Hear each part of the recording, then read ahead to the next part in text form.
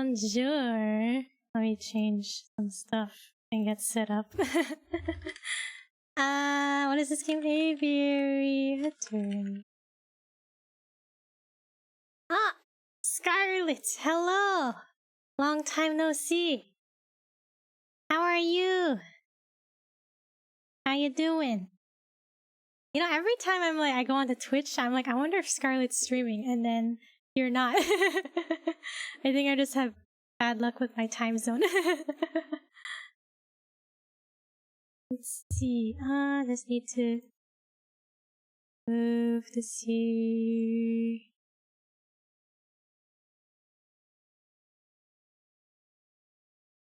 An instance where I woke up early.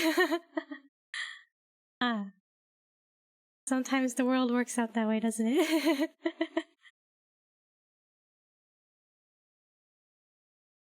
I hope you're well. Hope you're doing alright. Hiatus!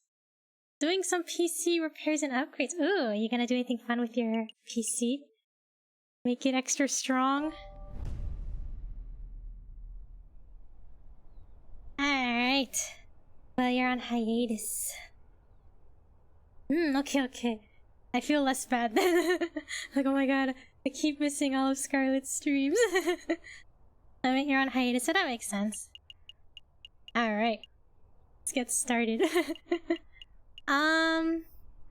Okay, so we finished the first case. The first case, there was like a cat. And we were like, oh, she's innocent. But it turned out she wasn't innocent. But we proved her innocent in court, but she wasn't. So now, the lawyer Birb, he's all like, oh no, I've done bad. And then now, the second case, supposedly the Prince of Spain is under arrest. Because he was gonna give the king of France a rose, but the rose was poisoned. And a guard died instead. That's where we are now. Hi Ark, how you doing? My PC is a person, she's in ICU, oh no. I sent in my prayers to your PC. Hope she gets better soon. Alright, where am I going? Okay. So... Doing good, how about you? I'm good, a little tired, but I'm ready to play. I think. Alright, let's go to the, I think we left off, we have to either investigate the crime scene or the, place where that, fox guy bought the rose. Let's go to the Louvre. The Louvre Palace has become a world-famous hub for artists, scholars, and historians. Okay, let's go. Falcon and Sparrowson make their way to the palace to Carousel, the courtyard just north of the Louvre's Grand Gallery.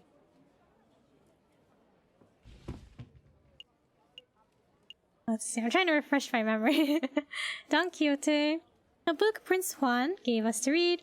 On close examination, page 44 seems to be missing. Okay. Poisoned rose. Major Howell took a rose from Prince Juan. The thorns of the rose were supposedly coated in poison. Alright. Oh no, I have to do their voices. I don't remember what they sound like. That's the Arc de Triomphe over there, right? I swear it's smaller than how I remember it. I've been here in real life. I've been to France. That's the Arc de Triomphe du Carousel, you doofus. The big Arc de Triomphe is up the road. What? No way! Why are there two? Aren't there a bunch? Because when a man like Napoleon invades half of Europe, he gets to build as many triumphal arcs as he damn well pleases. Who's this? Epic music. Well. I never expected to see you here, Gégé. That arrogant voice. Good day. Severin? Severin?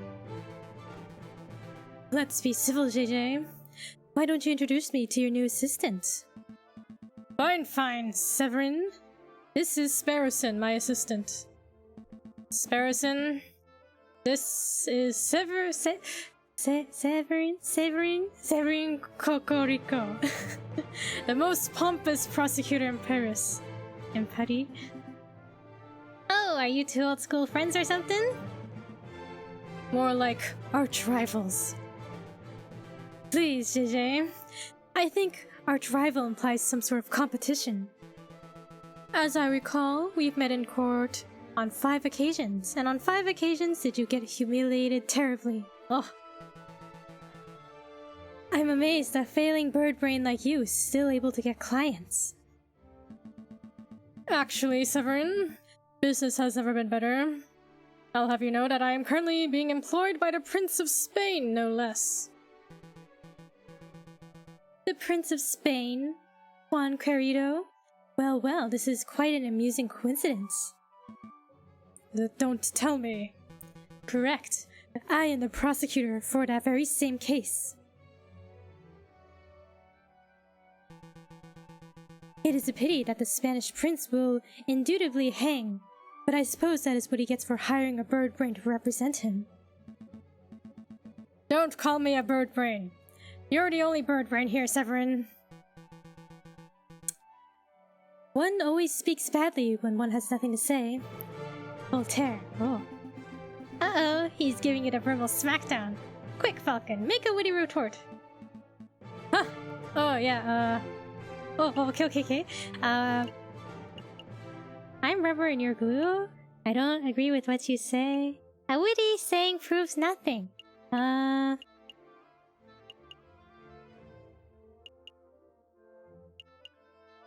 What's this rubber and glue one? It sounds interesting. Yeah? Well, I'm rubber and you're glue. What bounces off you... Wait. Oh dear. Ugh. You're the same bumbling fool you've always been, Falcon. But enough talk. If you, messieurs, would excuse me, I have a case to prepare for. JJ, Sparrowson, I'll see you two in court. I can't stand the guy. He did seem a little bit of a cockerel. But is it true what he said? You know, that he trounced you in court 5 times? I can't deny it. Severin has a reputation as a ruthless, thorough prosecutor. Mountains of evidence, surprise witnesses. It's no wonder he always manages to one-up me. But this time it'll be different, right? I hope so. I know so. For you see, I stole this annotated map of the Louvre out of Cocorico's pocket when he was busy rattling off Voltaire quotes. What, you stole this?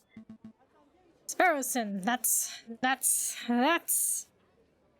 pretty illegal, if I do say so myself. Pretty illegal and immoral. Stealing from another attorney? That's the sort of thing that gets lawyers disbarred on the spot. Oh, I didn't realize it was so serious. Alright, I'll go give it back. I'll say he dropped it or something.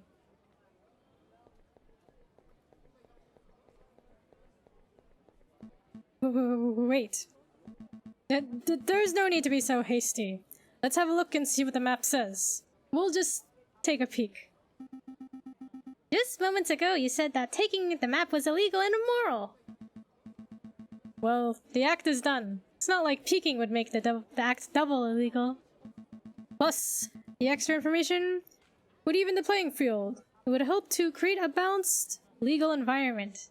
Huh? Is that true? That's a good thing, isn't it?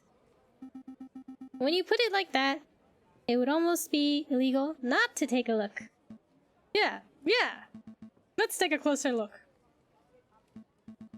I don't think something can be like double illegal, right? Isn't it just illegal? I see. This map shows the entire Louvre area. Everything from Tuileries to the Rue de Louvre. Most convenient. Okay, let me actually look at this. Alright. We're currently standing here in the place du Carousel. And those pendant arrows seem to show the route taken by the king's entourage. Which means that the king first went here, through the Salle de Thebes. And then here, into the Grand Gallery, where the murder occurred. Didn't Prince Juan say that he spent the morning in the Tuileries Garden? That's right, so that means Prince Juan approached the Louvre from the west side, somewhere over here. Good evening, good evening. Good evening, Overfletch. How are you doing? Sounds like we have a lot of places to visit. Where shall we go first? Oh, I gotta figure, okay, where am I going? I was like reading everything, but I didn't actually pay attention to what it said. Okay. So we're here. No, we're here? No, we'll go, we'll go to the... We'll go to the garden. Who doesn't like a garden? Our feather-headed friends wander through the immaculately maintained Tuileries Garden. Nothing seems out of the ordinary until they spot a familiar face picking up litter by a tree line. Hey, Falcon! Doesn't the groundskeeper over there look familiar? Yeah. Now that I'm looking at him, he does look a lot like that photographer. What's his name? Oh, it was, Bono Bagetto. Sounds like a fun name. But it's, Robitio Robinio. Robitio Robinio. Did someone call me? Oh, it's you, the lawyers who don't appreciate a masterful photograph when they see it. It's good to see that you gave up on your artsy dreams to pursue a more grounded career of groundskeeping. Hey, I'm not doing this willingly. I was giving community service for committing perjury. Can you believe that? They gave me, an esteemed photographer, community service. Me! Yeah, I can believe that. Perjury is somewhat serious. You should be thankful that you got off without jail time. You sound like that self-righteous Judge Maxime. So, did you two want to ask me something, or are you just here to gawk? To gawp? Personally, I'm just gawping. Gawping?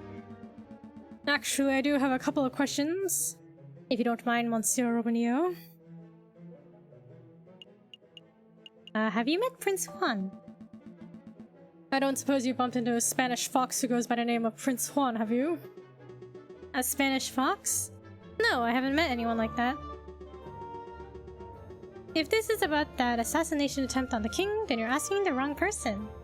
I only started working here today. I see. Was there anything else you wanted? How's the groundskeeping? So how's that new groundskeeping job working out? Terrible! Tourists are pigs, sometimes literally! Look at all this rubbish I found. Beer bottles, tin cans, apple cores. Look what I picked up by the west entrance! A book page! A whole book I could understand, but a single page? What kind of blithering moron loses just one page? Wait a moment. May I take a closer look at it, monsieur? Is it page 44? Don Quixote? Don Quixote! That's a page from Don Quixote! May I take it off your hands, monsieur? Sure. What's it worth to you? What's it worth? It's trash. It's literally worthless. Then I suppose I'll be destroying it as per my duties. Alright. I suppose you deserve a little compensation for your trouble. How about you give me the page and... Ooh,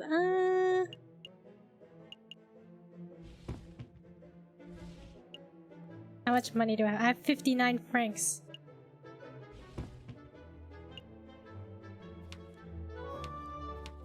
Alright. Well, let's just, I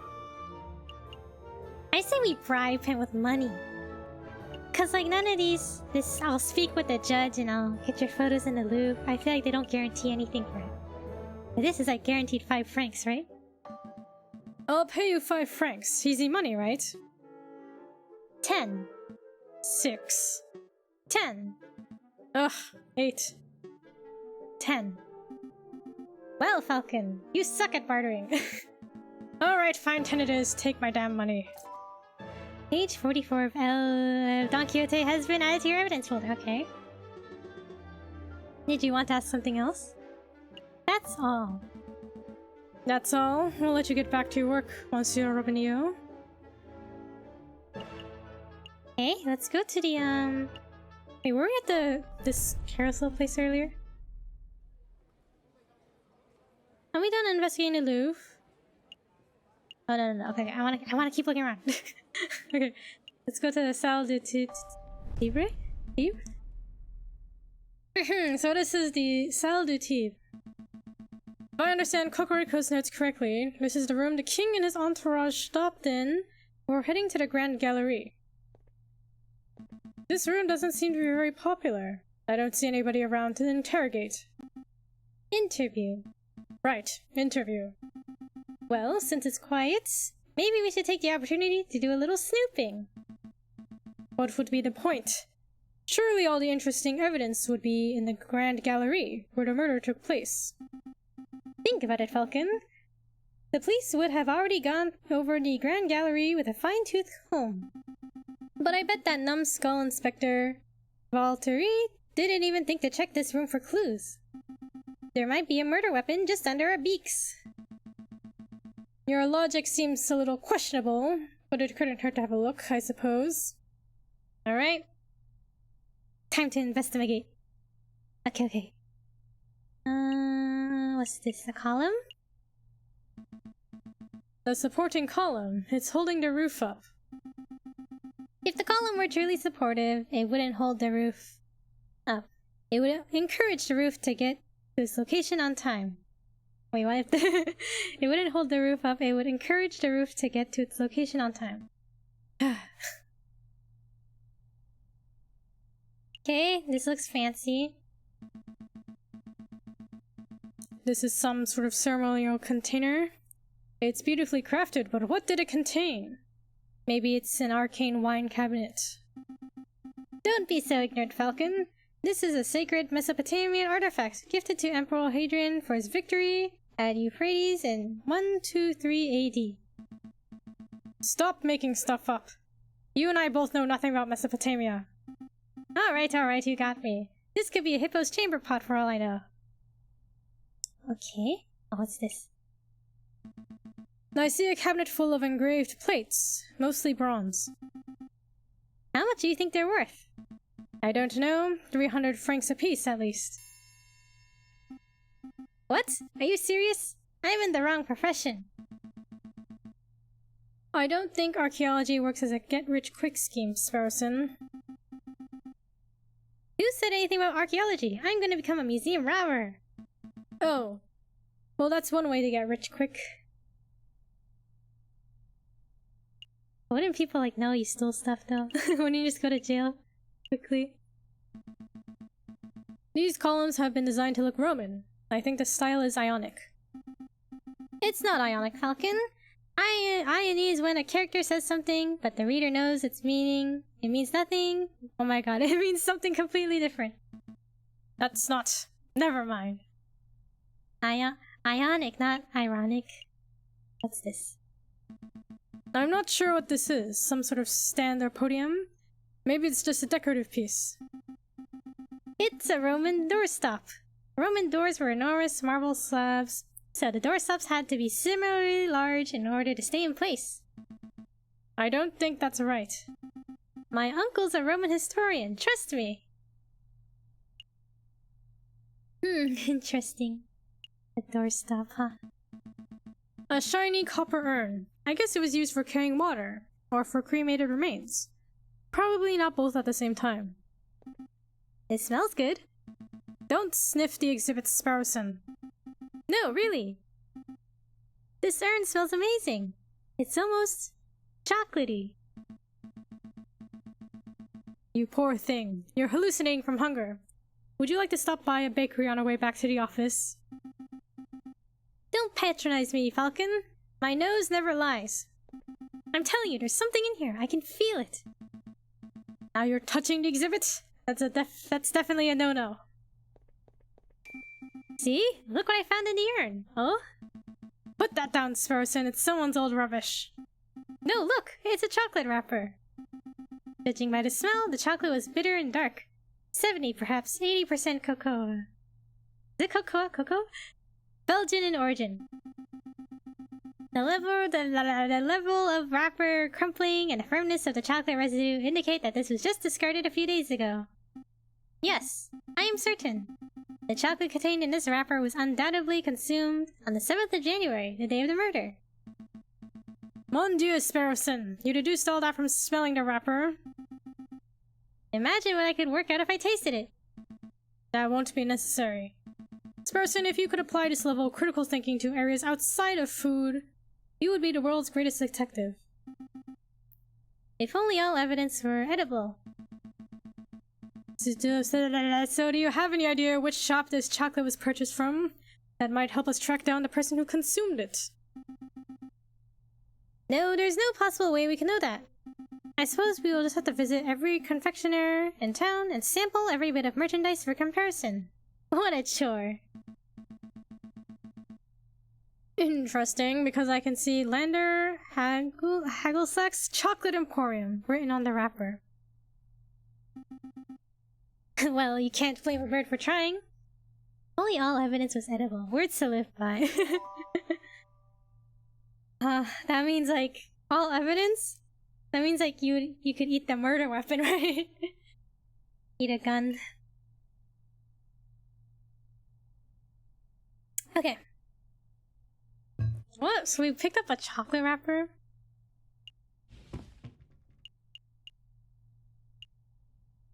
Chocolate wrapper that was found, okay. Is that it for this area? Oh, we found everything. Well, we found some trash, so I guess that's good progress. We're done here, for now at least. We can't spend all day staring at Roman artifacts, I suppose. So where to next? Okay, next is the Grand Gallery. This is where the murder took place. Here we are. The Grand Gallery, the murder room. I believe the murder occurred right under the new painting. I see hundreds of paintings. Which one is a new one? I haven't the foggiest. We will have to ask someone. Eric or... Please don't talk to me, please don't talk to me. Excuse me, monsieur. You look like you know your Mona Lisas from your Last Suppers. I don't want any attention. Maybe he isn't talking to me. Nope, he's definitely talking to me. Keep it together, Eric. Oh, hi! Would you happen to know which painting was unveiled on the 7th of January? The one the king came to visit. Oh, yeah, I can help you out with that. It's the piece right behind you. Okay. I see. It's a painting of the king himself. I don't know, just seeing like the bird head on like this person body is just so funny to me. That's one noble looking penguin. What do you think of it, Falcon? What do I think? Well, I'm no art critic, but... it's subtle and nuanced. The careful brushstrokes, the pre-Raphael light, soft tones, and the subliminal use of light. This is contrasted, nuanced work. It's an evocative painting that alludes to a forgotten era. You said a lot of words, but I'm not sure if I'm any closer to knowing your opinion. I'm getting the impression that you, messieurs, aren't regulars at art galleries. No. We're a right pair of Philistines. Speak for yourself, Falcon. I've never been to the Middle East. Then I'm guessing you're here to investigate the king's assassination attempt? That's right. We were actually hoping we could ask you a couple of questions about what you saw. Oh, I wasn't even in Paris when the murder took place, so I didn't see anything. But, I have a friend who might be able to help you out. What's this? R&M Associates. The home of Renard Vulpes. Private investigator. Thank you, but I don't normally deal with these gray area of law types. No, please give the guy a chance. He helped me out of a bind before. I'm sure he can do the same for you. Well, I'm not making any promises, but I'll keep hold of the card. We appreciate the help in any case. It's no trouble. R&M business card has been added to your evidence folder. Okay. Thank you for your time, monsieur. Is there anything else we can do here? Well, ideally, we'll turn the whole Grand Gallery upside down in our hunt for evidence. But that's not so possible with so many people around. We should probably just move to another room. Okay, I think that's it for this investigation of the area. We got a business card. We got some trash. We got a book page. Alright, I think that's it. Are we all done investigating the Louvre? Yep, let's call it a day. Yep, let's make a move. Good call. We can always come back later if we've forgotten something. Okay, next day. It's now January 12th.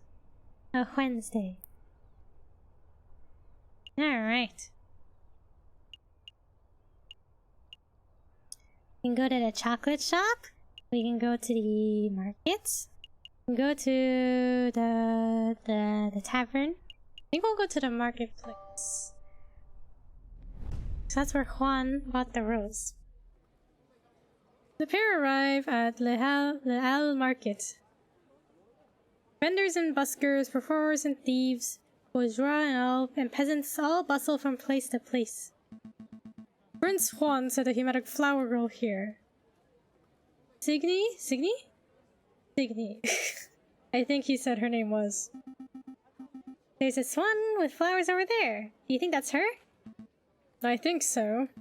It's possible that she knows the murderer, or even that she is the murderer herself. So we should probably act with tact and finesse. Excuse me, mademoiselle. Flower lady, we would like a word. Tact, Sparrowson, tact. We've been over this. Good day, messieurs. Are you interested in purchasing a flower? Yes, I wish to purchase a rose from a lady. I'm afraid I'm out of roses. I sold my last one a week ago. A week ago, you say? Perhaps you would be satisfied with a chrysanthemum instead? It is a beautiful flower from a fair maiden. Please don't mind Sparrowson. He fell out of his nest as a baby and has said dumb things ever since. Hey! Let me introduce myself.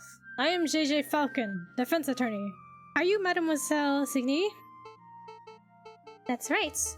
Catherine Marie Signy. I hope you're here to ask about I suppose you're here to ask about the royal assassination attempt. How did you know?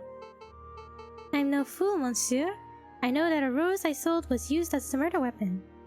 To be honest, I'm surprised it's taken so long for someone to directly question me. The Parisian police seem to have a habit of missing obvious leads. So, do you mind if we ask you a couple of questions? Business is slow. Please ask away. Alright, who bought your last rose? Mademoiselle, you mentioned that you sold your last rose a week ago. Who did you sell it to? The person who bought the rose. I didn't catch his name, but he was a charming red fox. Sounds like our Juan. I met him around a week ago on the 6th. We talked for a little while about the usual things, you know, like how everyone seems to be in debt these days. Then he bought a rose and left. I hear that the fox is on trial, but to be honest, monsieur, I don't think he's guilty. Oh, why is that? Well, actually never mind, it's just a gut feeling. Pressure her. Mademoiselle, it just so happens that we're defending this particular fox in the court as... If you have something to say that could prove his innocence, now would be the time to let us know. I'm sorry, messieurs, I can't. Ah, she left! No, she left! Ah. Nice display of tact and finesse, Falcon. You scared her off! Ah, we may have missed some crucial information because we scared her off.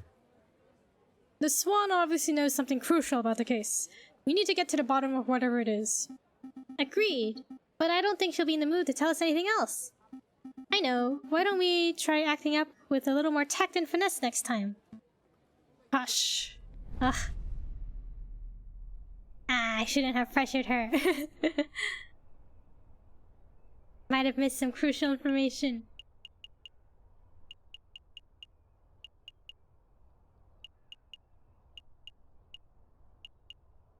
Can we go back? Will she be there? I don't see any sign of the flower girl. Ugh. Okay. Fine. We'll be fine. Okay. Let's go to the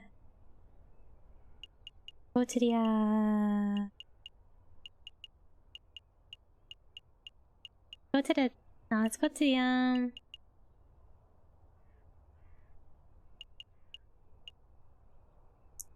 go to the chocolate emporium. Welcome to Lander Hagelslack's Chocolate Emporium, the finest Belgian chocolate shop in all of Paris. I am Lander the founder and owner of this establishment. And I am JJ Falcon, defense attorney. Good day, monsieur. Oh, lawyers. Very fancy. I must say that I once dreamed of being a lawyer. But, well, circumstances wouldn't allow it. It's a funny story. You see, when I was a young boy, I befriended the son of a Hungarian attorney. Falcon, you have to help me. Well, what is it? It's the smell, Falcon. It's overpowering me. It's demanding that I lay waste to the shop. For pity's sake, restrain yourself, Sparrowson. Oh, but I'm rambling, aren't I? So are you messieurs here to buy some chocolate? Yes! No, we're actually here on business, monsieur. Business? First things first, we believe that this chocolate wrapper originated from your shop, are we correct? Oh, yes, that is indeed the trademarked Hagelslack wrapper for genuine Belgian Hagelslack chocolate. This was almost certainly bought from this very establishment. Very good. With that established, there's something else we wish to ask, Monsieur Hagelslack. Who bought this piece of chocolate? I don't think he'd know, because there's so many people who buy chocolate, right? Can you tell us who bought the chocolate that was contained in this wrapper, Monsieur Hagelslack? I'm afraid not, messieurs. Not just because of matters of confidentiality, although that is a factor, you understand, but because I couldn't possibly know that. I thought elephants never forget. My memory is impeccable, monsieur, but you must understand that I have dozens of customers a day.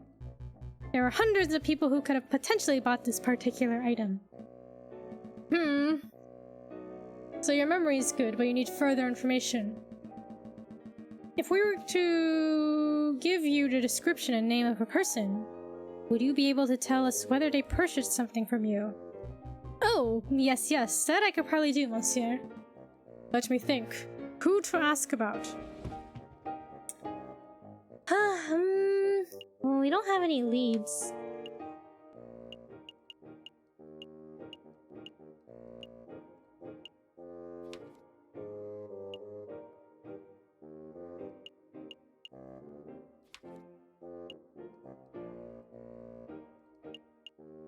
The chocolate was at the Louvre, right? Well, must be someone who's at the Louvre. I doubt it's Juan.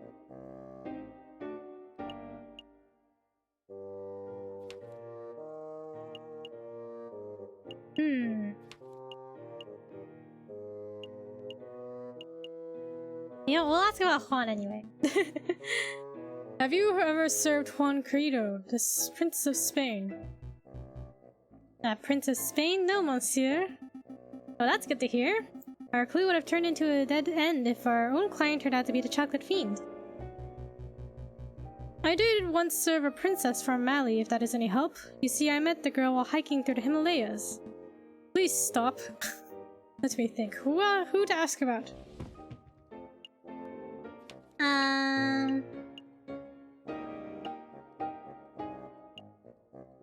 This is the murder victim. Have you ever served a member of the Royal Guard by the name of Major Howell? No, monsieur. Are you sure? Yes, monsieur. I've served many soldiers, but I don't recall seeing a major here in recent memory. What does that mean, Falcon? Have we lost our lead? Not necessarily. It just means that Major Howell didn't buy the chocolate that may have killed him. There's still the possibility that someone bought the chocolate for him. That's our lead. That's who we want to find. Okay. I see. Oh yeah, I did once serve a high-ranking officer of the British Army who was on his way to Zimbabwe, if you want to hear that story. No, I don't want to hear that story. Let me think. Maybe we just don't have enough information. Was it the porcupine? Have you ever served a porcupine? Art aficionado named Eric Pork. No, monsieur. Messieurs, I'm growing tired of these endless inquiries. Perhaps you should come back another day. You know, Falcon, it's possible that we just haven't encountered a chocolate fiend yet. Rather than coming back here every day and making aimless guesses, we should wait until we have someone specific in mind. You might have a point, Sparrowson. Thank you for your time, monsieur. We shall return when our investigation has progressed a little. Anytime, messieurs. Okay. Yeah, okay. It's the next day already. Okay. I feel like we haven't made any progress. Alright, let's go to the tavern. I think we can gamble here, right? Really, Falcon? I thought you were done with your mopey drinking. I'm not here to drink, Sparrowson, or mope for that matter. Taverns are a fantastic hub of information. If we wish to get to learn more about the prince... If we wish to get to learn more about this Prince Juan, then this would be the ideal place to start asking questions. Oh, that's pretty good thinking. Ah, you two are back. Are you feeling any better, Falcon? Much better. Thank you for asking, Madame Juanel. That's great to hear, hun. Will it be the usual? No, I'm back to investigative work today, so I've got to keep sharp. We wanted to know if you've seen a Prince of Spain around here recently. A Prince of Spain? I don't know if you've noticed, hun, but this isn't exactly the classiest pub in Paris. I'm lucky to serve the occasional bourgeois. You can forget about seeing a member of royalty. That's a pity. Maybe I should ask some of your patrons. Feel free. The old regulars, Rufus and Howell, are playing cards in the attic, same as always. But we get all sorts of colorful characters in the drinking room. I bet if you rattled enough cages, you would find someone who knows whatever it is you want to know. Thank you, madam. Let's see where to start. Alright. I think we can gamble in the card room. Let's go to the drinking room first, though. We're here on business. Oh, look, it's Fontaine. So I was there, in the grasslands, 10 kilometers downriver, rifle in hand. I had been pursuing the set of footprints for an hour. I was getting closer and closer. I could almost smell the beast. Then I spotted it. It was a boar. A big, stupid boar, completely oblivious to my existence. I readied my gun, I carefully took aim, and then BAM! I shot it? No. It was the most peculiar thing. The boar slumped over dead right before I could take the shot. Sounds like one of them heart attacks. Nan went the same way. That's what I thought. When I went to take a closer look, I noticed the boar was frothing at the mouth. Is that rabies? Whoa, it was rabid? Possible, but I don't think so. I remember reading something about frothing around the mouth being a symptom of poisoning. Oh, isn't that how the Major Howell died too? Needless to say, I left the dead animal alone. Good call. Who wants to deal with tainted meat? Ooh, ask about the boar. Excuse me, monsieur. Yes, can I help you? You say that the beast you were tracking might have died from poisoning. Could you give us some further details? Further details? I'm not much of a poison expert, I'm afraid. Well, what do you think caused it? I would guess it ate something bad. I saw some of that poisonous plant around Wolfsbane. I think they call it Wolfsbane, huh? But really, I have no idea. I'm a hunter, not a vet, excuse me. Wolfsbane. Interesting. Excuse me, monsieur. What is it? I don't suppose you've seen a Juan Querido around here. He's Spanish royalty. Foxy fellow, swanky hat, calls everyone senor. That doesn't sound familiar. Do you recall seeing anyone like that, Piero? Ain't got a clue. Sorry, messieurs, you're barking up the wrong tree. Well, what can you tell us about the Spanish royal family? Would they know? Do we look like walking encyclopedias or something? I'm afraid my compadre has a point. If you want to talk about hunting, then I'm your man. But Spanish royalty? That sounds like a question to be answered at a library, monsieur, not a tavern. A library? Maybe you're right. Sorry for bothering you, monsieur. Okay.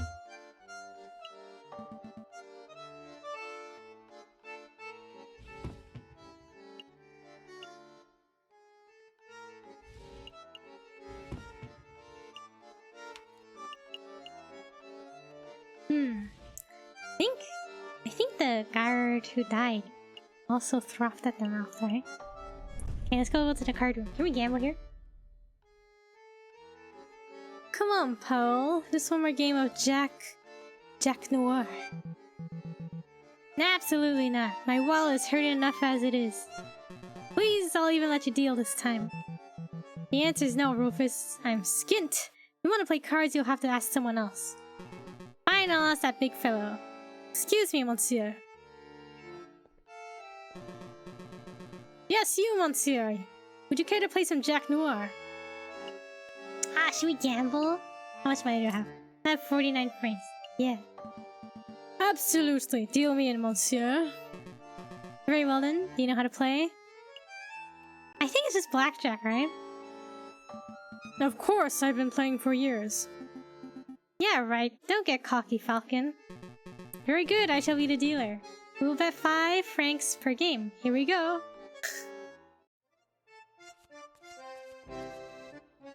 Alright.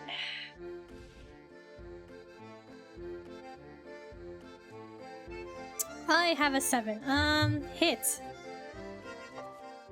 Ooh, 16? We use 5. It's pretty close. Should I stand or hit? Because that's... need 21. Statistically, it's better to stand, right?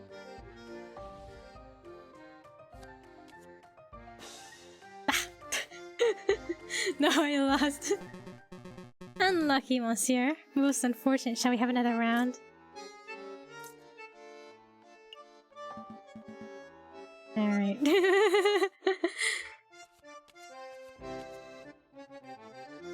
$12? Alright. Hit. Hit. No.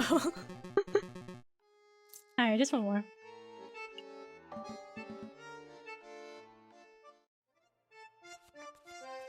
$10? Alright. Hit me. Hit. 16. Alright, all or nothing. Never mind. Man, I lost my money. Alright, I'm done.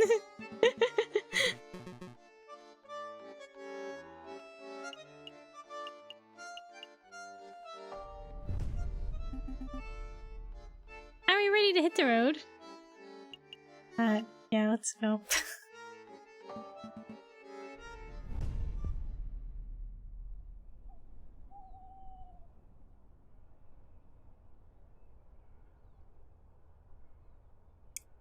Occasionally, a special cinematic scenes marked by an exclamation mark will pop up on the map screen.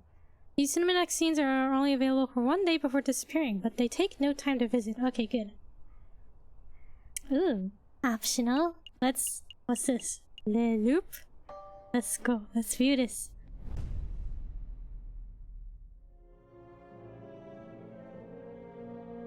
So it's optional to view this.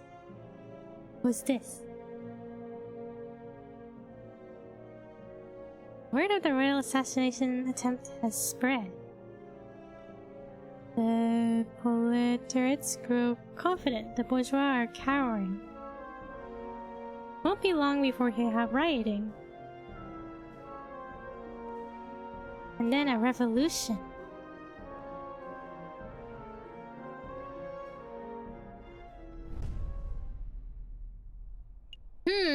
Interesting. Alright, let's go to the, I guess we'll go to the library. Bibliothèque Cachée. A humble hidden library contains a formidable collection of rare books and manuscripts. Okay, let's go.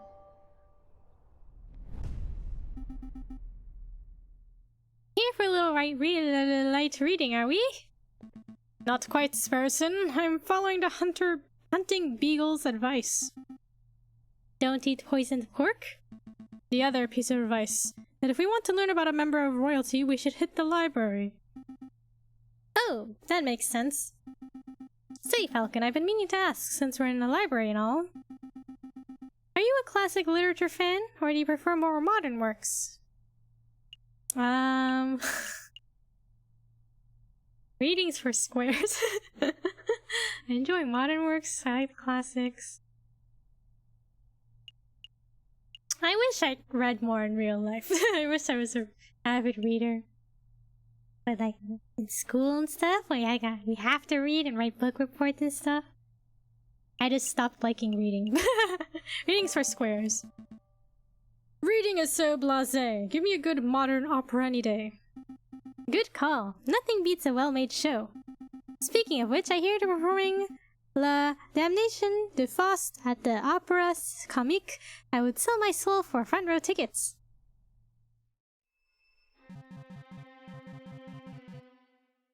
Nathan, would you messieurs mind lowering your voices?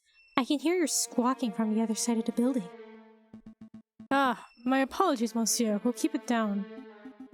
Wait, you're a librarian, aren't you? An astute observation. Yes, monsieur. As the only quiet person in the library, I am most assuredly the librarian.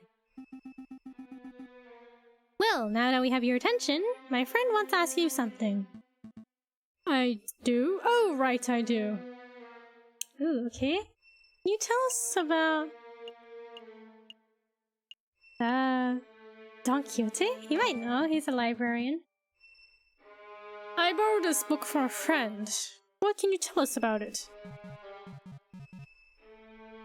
Don Quixote of La Mancha? It's a classic. Everyone has read it. Yeah, everyone. But for those who haven't... I'm not gonna sit here and summarize a great work of literature for two imbeciles who are too lazy to read. Nor would I expect you to, monsieur. But what can you tell us about the physical book itself? This particular book didn't come from any library, if that's what you're asking. See? There's no library stamp or card. I assume it was acquired from a bookshop. A French bookshop. If the French translation and publishing information wasn't a giveaway. I see. Thank you. I wondered if it was like, it's Spanish or not. I guess it's a French copy. Did you have any other questions, or can I get back to work? What can you tell us about the Spanish monarchy? You seem like a scholarly, well-read individual. I'm sure you're up to date on geopolitical news and the like. I don't need your praise. Spit out whatever imbecile question it is in the back of your throat. Well, we understand that the Spanish throne is currently under dispute. Can you give us a brief rundown on who the contenders are? What a trivial question. Even in elementary school, a child can name the immediate heirs to every throne in Europe. Yeah, but for the sake of those children who slept through the class, can you refresh our memories? Very well. Pay attention, because I'm not repeating myself. Okay, pay attention, everybody. The current reigning monarch of Spain is Queen Regent Isabella II of the House of Bourbon, daughter of King Ferdinand VI. No, 7th. Upon her death, the crown would likely fall to her husband, King Consort Francis, Duke of Cadiz. Oops. Although it isn't certainly possible that an immediate family member could stake a claim. However, the Queen's position is currently being disputed by the Carlists, headed by the Count of Montemollin. I hope that answers your question. Did you catch all that, Sparrowson? Not a word. Monsieur, we're actually interested in Prince Juan Querido of Spain. I don't think I heard that name in your explanation. A prince? Juan Querido? Is that what you said? Monsieur, I think you've been misinformed. There's no current Prince of Spain. I'm not even sure Querido is a real name. It is certainly no line of any Spanish monarchy. How strange. What does this mean, Falcon? Well, one thing for sure. Our client is not the Prince of Spain. Oh, he's not the Prince of Spain. Maybe he's a delusional lunatic. Or perhaps he's involving us in some sort of con. We don't have long before the trial, but it may be in our interest to confront Prince Juan directly and get some answers. Right. Are you two done? Are you two quite done chit-chattering? Yeah, that's all. Well, Prince Juan isn't the Prince of Spain, I guess. Don't worry, monsieur. I think we're done. Thank you for your time. Then I bid you good day. Okay. What did we learn? We learned the book is from a French bookshop. And Prince Juan is not Prince of Spain. Oh yeah, let's go back to the jail. Let's go confront Juan. You again? Visiting hours are over. Come back later. I have no time for your quibbling, monsieur. Stand aside. Can't talk to me like that. I most certainly can. We have reason to believe you are housing a suspect under false pretenses. That is in direct violation of statute. No, not statute.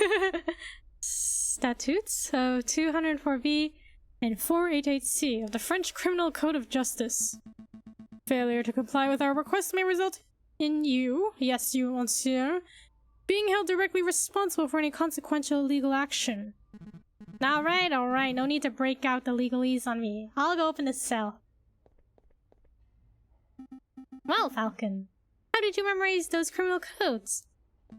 Memorize? Come on, Sparrowson, learn how to bluff. Ah, Senior Falcon. It is good to see you again. You have some good news about my case, I hope?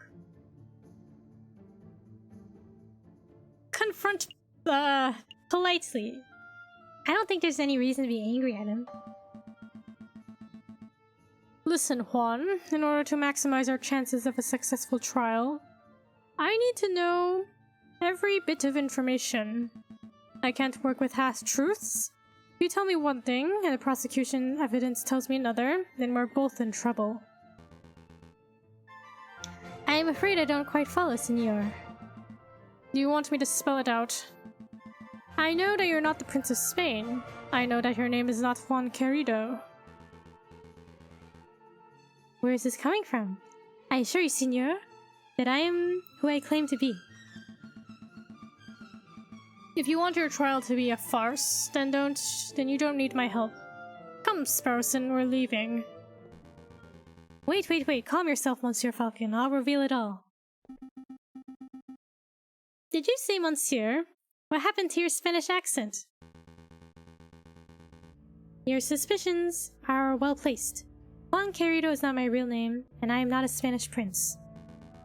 That was just a persona I concocted for the purpose of getting arrested. He purposefully got arrested? What's your real name? What's in a name? It's just an empty label, a vapid reflection of who we really are. Today I'm Juan Querido, the Prince of Spain. Tomorrow I may be Bruno Rayer, a pauper living under a bridge of the Seine. But that doesn't change who I am or what I do. That didn't really answer my question. No, I suppose it didn't. But you're a smart bird, Monsieur Falcon. I suspect you already know my real name. Oh. Wait, the business card? Renard? Are you Renard Wolfs?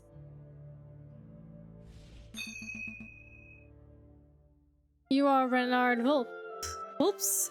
Private investigator. Oh. Very astute. And you are Monsieur Falcon, private defense attorney.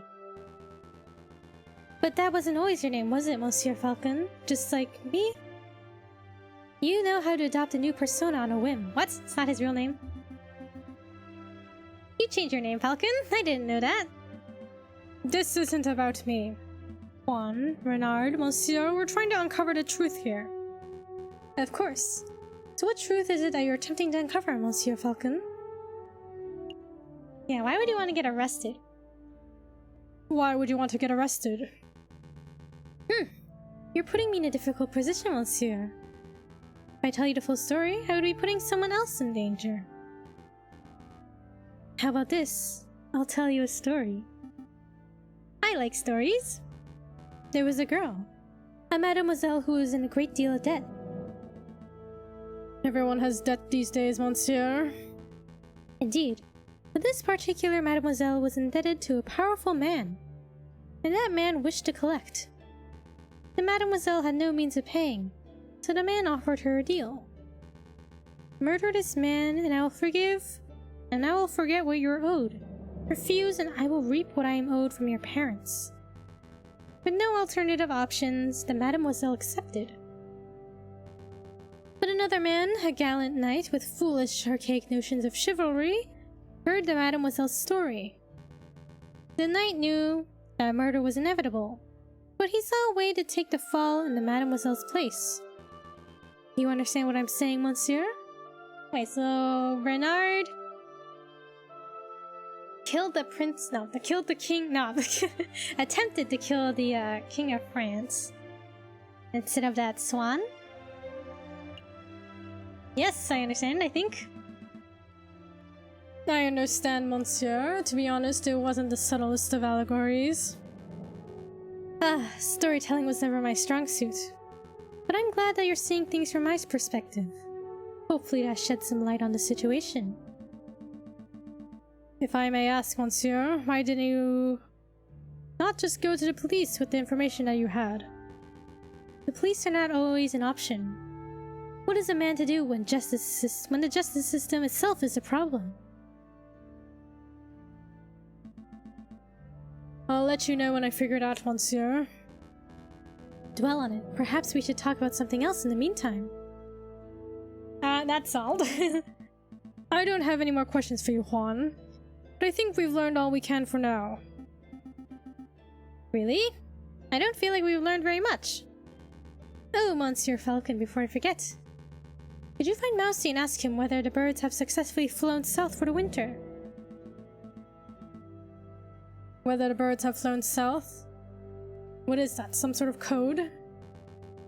Something like that, but rest assured, Monsieur, that this does not directly pertain to the case. Well, if we have time, I'll be sure to let Mousy know. Let's make a move, Sparrowson. Trial day is approaching. Right. Okay. New day. 17th. When's the trial? I don't know when the trial is. Is it tomorrow? Oh, is it today? Now let's go back to the office. Is Mousy here?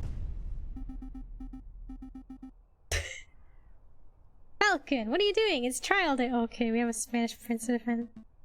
Okay. We couldn't talk to Mousy, oh no. We never got to go to the chocolate emporium either and, like, ask about him. Ask about who bought the chocolate. We didn't have a specific person in mind. Okay, I guess we're just going into the trial.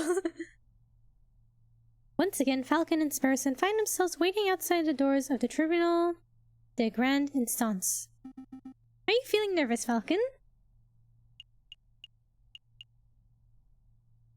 Am I nervous?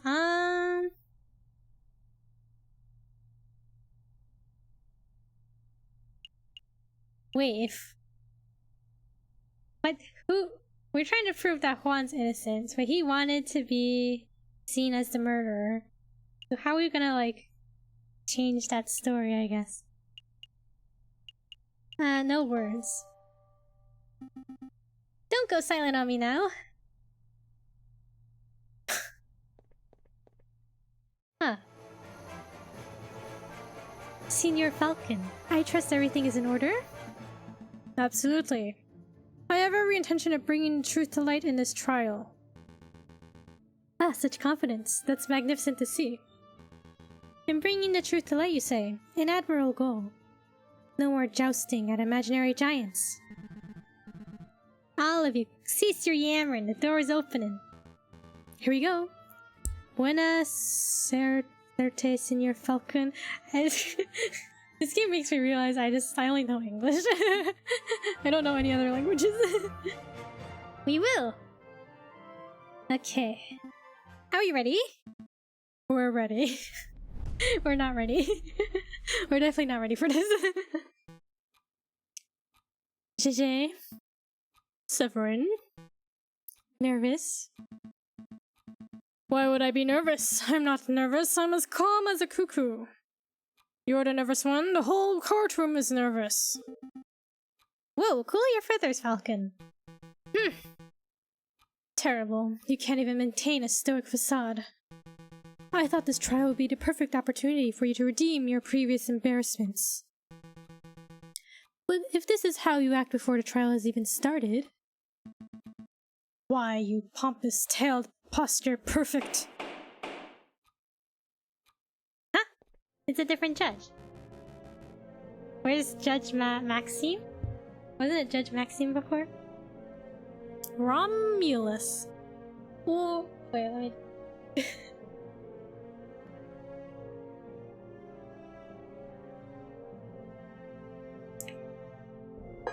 Judge Romulus. Order, order, let's all settle down. Court is now in session. Psst, Falcon. What is it? Is it me or does the primary judge look hairier today?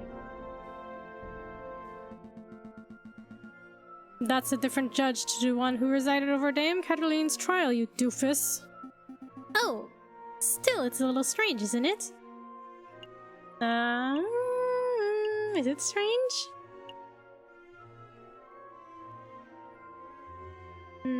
I guess, maybe. I feel like it shouldn't be that strange though, right? There's more than one judge, right? It is a little, I suppose. Excuse me, Your Honor. I was under the impression that Judge Maxime would be residing over this case. Where is he? Judge Maxime has gone on temporary sick leave due to a terrible accident with a flight of stairs. But rest assured, assessors, prosecutor, defense, and members of the jury, that I am more than qualified to fill his shoes. Without further ado, let's get the show underway. This is the trial of Prince Juan Querido, who stands accused of murdering Major Howell, and of conspiring to murder the king himself. Roll call! The defense is present and ready, Your Honor. The prosecution is ready, Your Honor. Good, very good. I expect this to be a nice, speedy trial. I don't want to see this dragged out by the technicalities and bureaucracy. Well said, Your Honor. I expect that once the court sees the overwhelming evidence, the trial will be over in 5 minutes. For 5 minutes? He's just messing with your head, Falcon. Keep it together. So we're on the same page? Excellent. Prosecutor, please call your first witness to the stand. Very well. I call the police officer who investigated the crime scene. I call upon Inspector Just Valercheap. Step up to the stand, Inspector, and recite the oath. I swear to speak without hatred and without fear, to tell the whole truth and nothing but the truth. Please recite your name and occupation for the court record. My name is Inspector Just Valerchi. I am a servant to the law. A scourge. Scourge of the gutter rats. That will do, Inspector. We've all heard your monologue before. Whoa, Kokoriko is really going for a speed record, isn't he? Now, can you tell us what you witnessed on the morning of the 7th of January? Of course.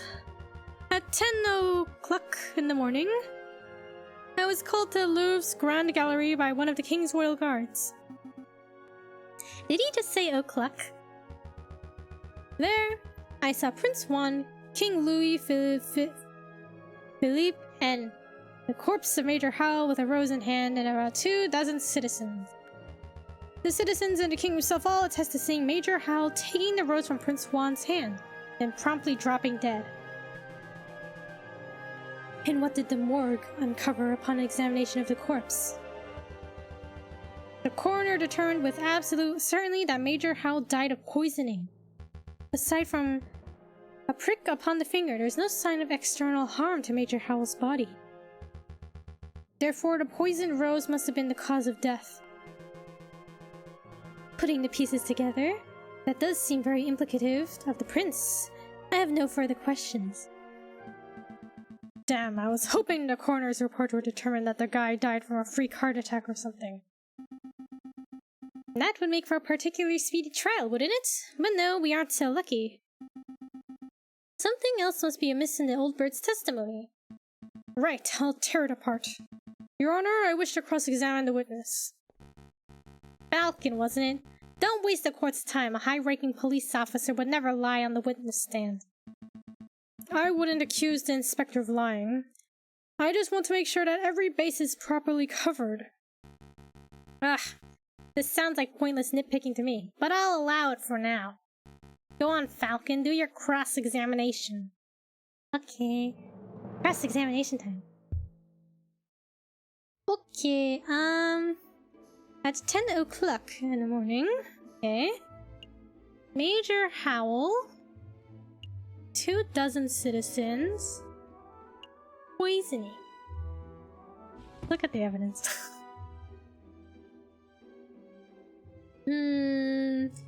Poisoned rose. The thorns of the rose were supposedly covered in poison. Don Quixote. Found in Tuileries Garden by the Louvre's west entrance. Chocolate wrapper. And the business card.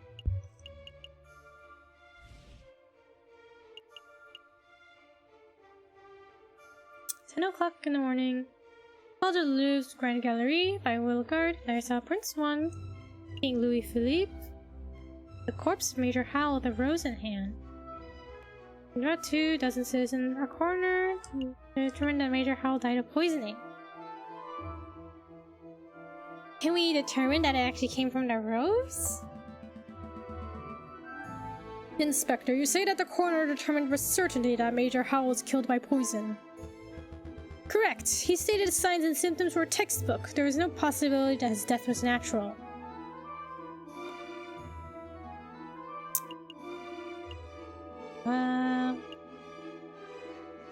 How was the Major poisoned? Like, was it actually from the rose? How exactly was Major Howell poisoned? What was the delivery mechanism? His finger was pricked by the poisoned rose. He even commented out loud about it seconds before dying. All 22 citizens who witnessed the murder attested to seeing and hearing this. Is there any possibility that he was poisoned by something else? What an absurd thing to ask, JJ. You just heard that 22 people saw the victim prick his finger and die. What are you suggesting? That the pricked finger had no relation to the poisoning? Yes, that's what I'm saying. I don't know. That's exactly what I'm saying. I don't doubt that Major Howell was poisoned, but I do doubt that the rose was the cause. Unbelievable. Only a total buffoon could fail to draw the blatant link here. JJ, as tempting as it is to sit here and lecture you on the basics of cause and effect, I'll end this discussion painlessly. Inspector, please tell the defense that you found traces of poison on the thorns of the rose itself. That should alleviate all doubt that the rose was, in fact, the poison delivery mechanism. Actually, I can't tell him that. I dread to ask, but why not? We didn't check the rose for traces of poison. It just seemed obvious that the rose caused the poisoning, given the timing of the incident. Well then, now would be a good time to make a test. Here's a marvelous thought. We prick the finger of the defendant with the rose. If there's no poison on the rose, then Prince Juan lives and he's free to go. If the rose is poisoned, then the prince dies. But that's okay, because the punishment would be just and fitting for the crime. A marvelous suggestion. What is this, a witch trial? This isn't America, Severin. That's not how we do things here. Calm your feathers, JJ. It was clearly a joke. There are far more humane ways of testing for poison. I'm sure the inspector will perform his duty with due diligence. Actually, we won't be able to test the rose for poison at all. I dozed off? That's okay. I feel like this is a good game to, like, take a nice nap. Also, like, what time is it over there? What time is it for you? Well, I guess it's morning time for you, right? Why is that? Given the dangerous nature of the flower, it was destroyed by the police force. We burned it to ashes. Such unprofessionalism. If we have no way to know whether the rose was poisoned, then this whole trial ought to be called into question. I woke up at 2:30 a.m. and it's 9:15 a.m. now. Huh? You woke up at 2:30? I don't blame you for taking a nap, don't worry.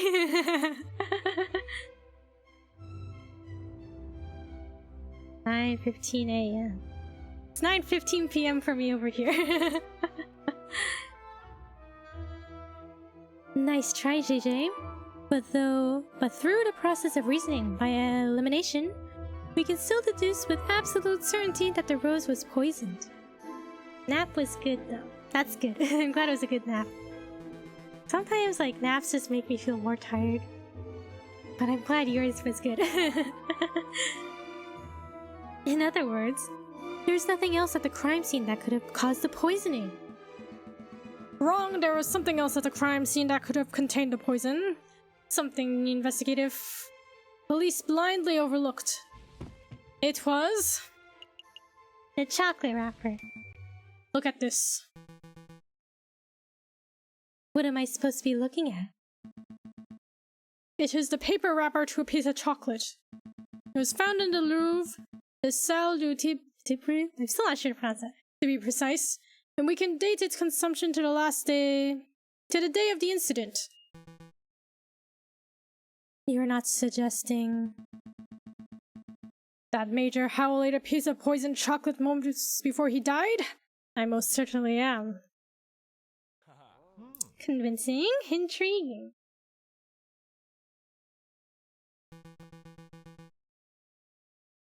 Did you see this wrapper at the crime scene for yourself, Inspector? The police force does not have the time nor resources to trawl every piece of trash at every crime scene, I'm afraid. In other words, you overlooked it? Astounding unprofessionalism. The prosecution is right to be disgusted. What a disgraceful display, Inspector. I offer my apologies, Your Honor. I don't want your apologies. I want you to do your damn job properly. Get off the witness podium before I kick you off myself. As you wish. I'll take my leave. Until next time, messieurs. Man, the judge is really rude. So let me get this straight. This chocolate wrapper was found at the crime scene? Correct. And you have reason to believe that it was consumed on the day of the incident? I do. I have an expert food tasting witness who is willing to testify if need be.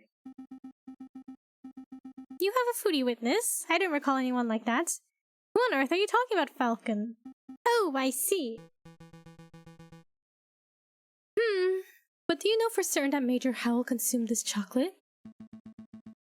Well, that is a fact that we are still investigating. I see. And do you have evidence that this chocolate was in fact poisoned? Again, that is something that may require a little more time to definitively prove. So then, in actuality, you do not have evidence that Major Howl consumed some poisoned chocolate. Instead, you have a solitary piece of rubbish that you plucked straight out of the gutter. That's weak, even for you, JJ. Let's move things along. I have another witness I'd like to summon. He is a man who claims to have an excellent view of the people going in and out of the Louvre at the time of the incident. I call upon Monsieur Toussaint Kingsley. Could the witness please approach the stand and recite the oath? Is this a kingfisher? Hello. Oh, right, the oath. I swear to speak without hatred and without fear, to tell the whole truth and nothing but the truth. Please state your full name and occupation for the court record. My name is Toussaint Kingsley. I am a person who fishes. A person who fishes? So you're a fisherman. Oh, is that how it is? I thought the French justice system was better than this. I beg your pardon? Here comes Toussaint Kingsley, the kingfisher. Clearly he must be a fisherman, because, didn't you hear? All kingfishers are fishermen. Well, you are carrying a fishing rod.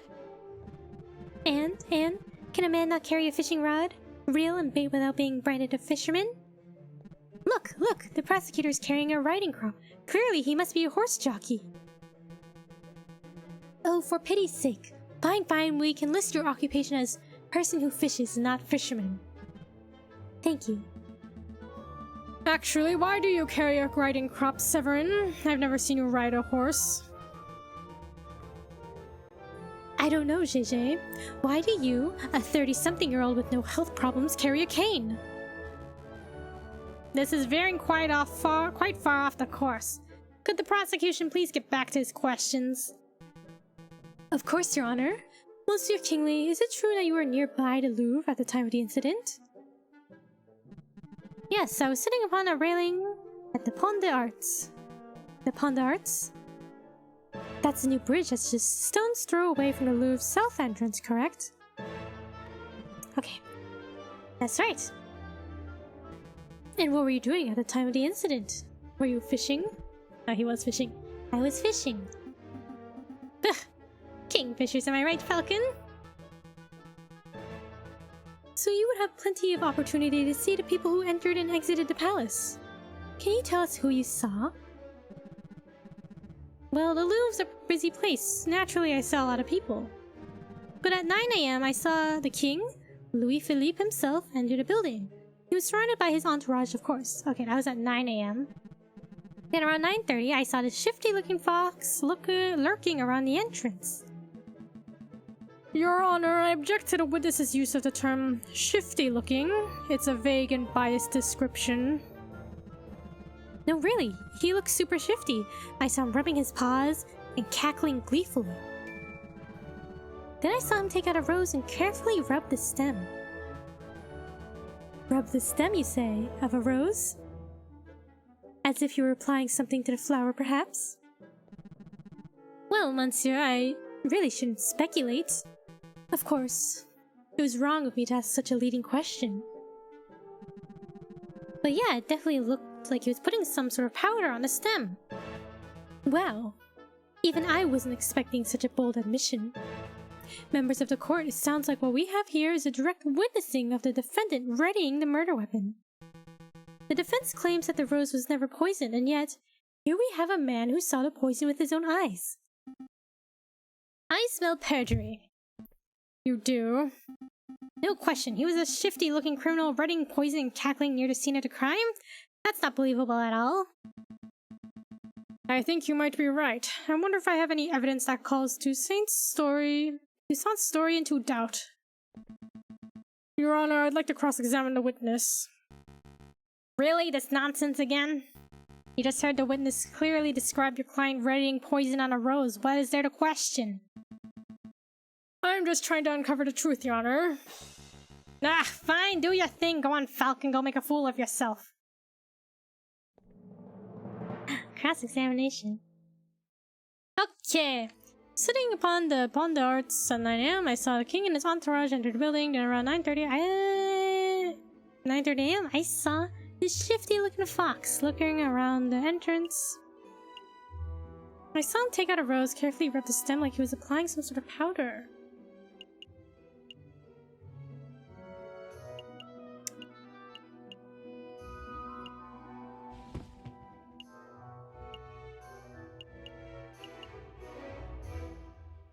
We have, book page. It was found in Tuileries Garden by the Louvre's west entrance. Didn't it say that it was the south entrance? Wish we could look at the map. Okay, let's question this one. Monsieur Kingsley, you claimed that you saw a shifty-looking fox. Shifty-looking fox. Yep, super mega shifty. All foxes are shifty-looking. What? Are you sure that fox was Prince Juan?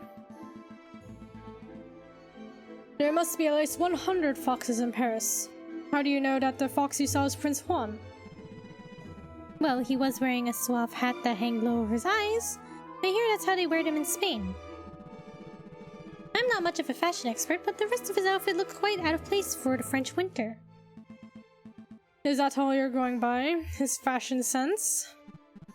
Oh, I nearly forgot. I heard him call a passerby Signor. I thought that was peculiar. Well, that's him, all right.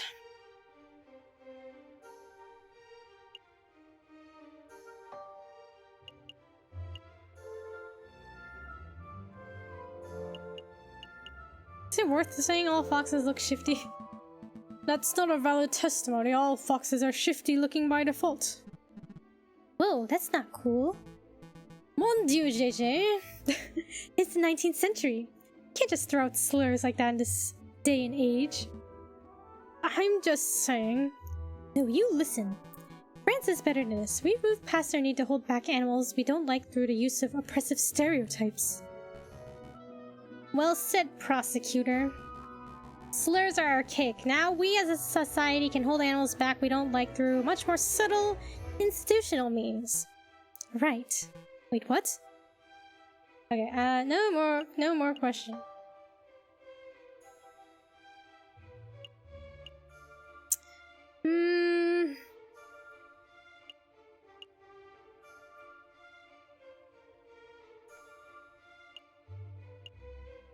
Sitting upon the Pont d'Arts bridge. Monsieur Kingsley, you said you were sitting upon the railings of the Pont d'Arts on the morning of the incident. Yep. What entrances? Okay, here we go. Monsieur Kingsley, you had a good view of the Louvre's south entrance, did you? Yep, the Pont d'Arts has a great vantage point for seeing the Grand Gallery's south side. What about the other entrances? The other entrances? You mean like if we were entering from Tuileries Garden? Or the plastic carousel? The carousel? No, I couldn't possibly see those areas from the bridge. But of course that isn't relevant. Monsieur Kingsley witnessed Prince Juan entering the south entrance with a flower in hand. That's what counts. Okay, but what if he used another entrance? What if Prince Juan didn't enter from the south entrance? What if he approached the Louvre from the west? Because that's where the book page was. Tuileries Gardens to the west. That's a big what if. Do you have any evidence that Prince Juan entered the Louvre from Tuileries Garden? As a matter of fact, Yes, I do. I have definitive proof that Prince Juan approached from the west, not the south. Hey, I know what I saw, monsieur. I'm doubtful too. Go on, JJ. Show us this definitive proof that Prince Juan entered the Louvre from the Tuileries Garden. His book page was there. Look at this. A book page? Page 44 of Don Quixote, specifically. It was found just outside of the Louvre's west entrance. This proves nothing. I'm not done yet. Take a look at this. Don Quixote. This is the book Prince Juan has been reading in jail since his arrest. I believe he has had it on his person for some time. And yes, page 44 is missing. That was the first thing I checked. You do realize what this means, don't you, Severin? The defendant was present in Tuileries Gardens prior to entering the Louvre. This also means that, in all likelihood, the defendant entered the Louvre from the west entrance, not the south. He could not possibly have been seen by Monsieur Kingsley from the Pont des Arts. What? I know what I saw, monsieur. A fine theory, Falcon, but maybe the defendant took the long way around. One can still travel from Tuileries to the Louvre's south entrance by walking along the river. An extra 2 kilometers of walking just to enjoy the pre-murder scenery. Let's not say silly things, Cocorico. Okay, maybe the defendant deliberately left the page there to mislead the investigation. Now you're the one who's blindly speculating.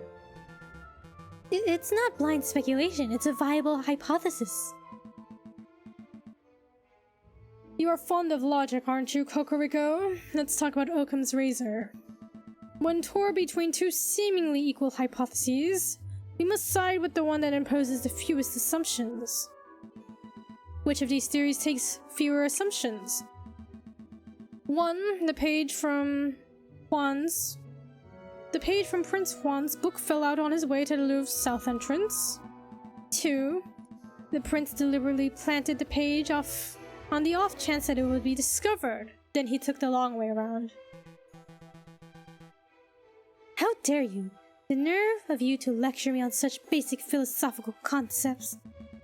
I'll stop lecturing you when you stop making such basic mistakes.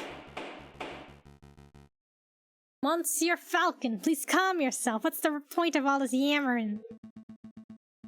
The ultimate point is that Toussaint's testimony is fabricated, made up, utter fiction. No, everything I said is true. I suspect that the witness isn't even a fisherman. I'm not a fisherman. See, he admits it himself. That's not what I meant. Innocent, perhaps? Pretty convincing. Prosecutor, you have something that will put this arrogant Falcon in his place, don't you? I must concede. You concede?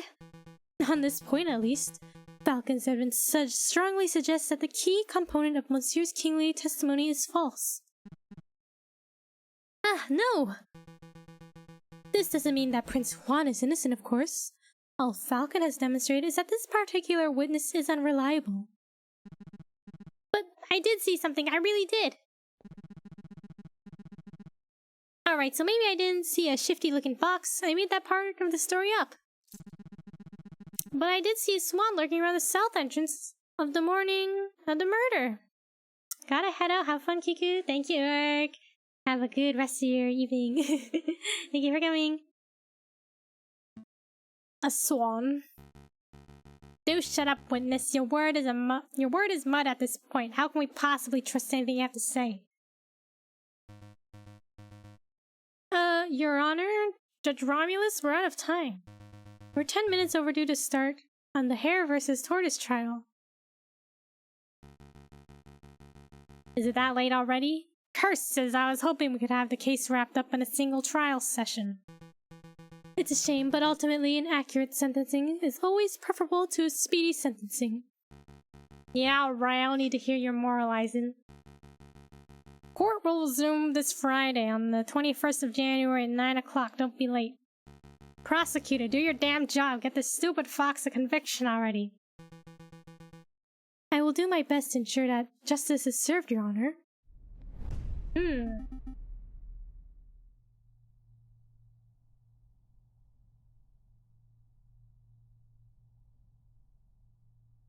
Okay. A lot came up in that trial, huh? Yes, no doubt about that. But something's bothering me. Why would that fisherman guy, Monsieur Kingley, lie on the witness stand?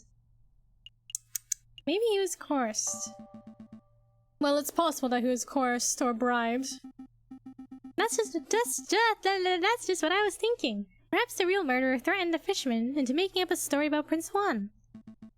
Let's keep an open mind. Anything is possible at this stage. But to be perfectly honest, something else is bothering me about the trial.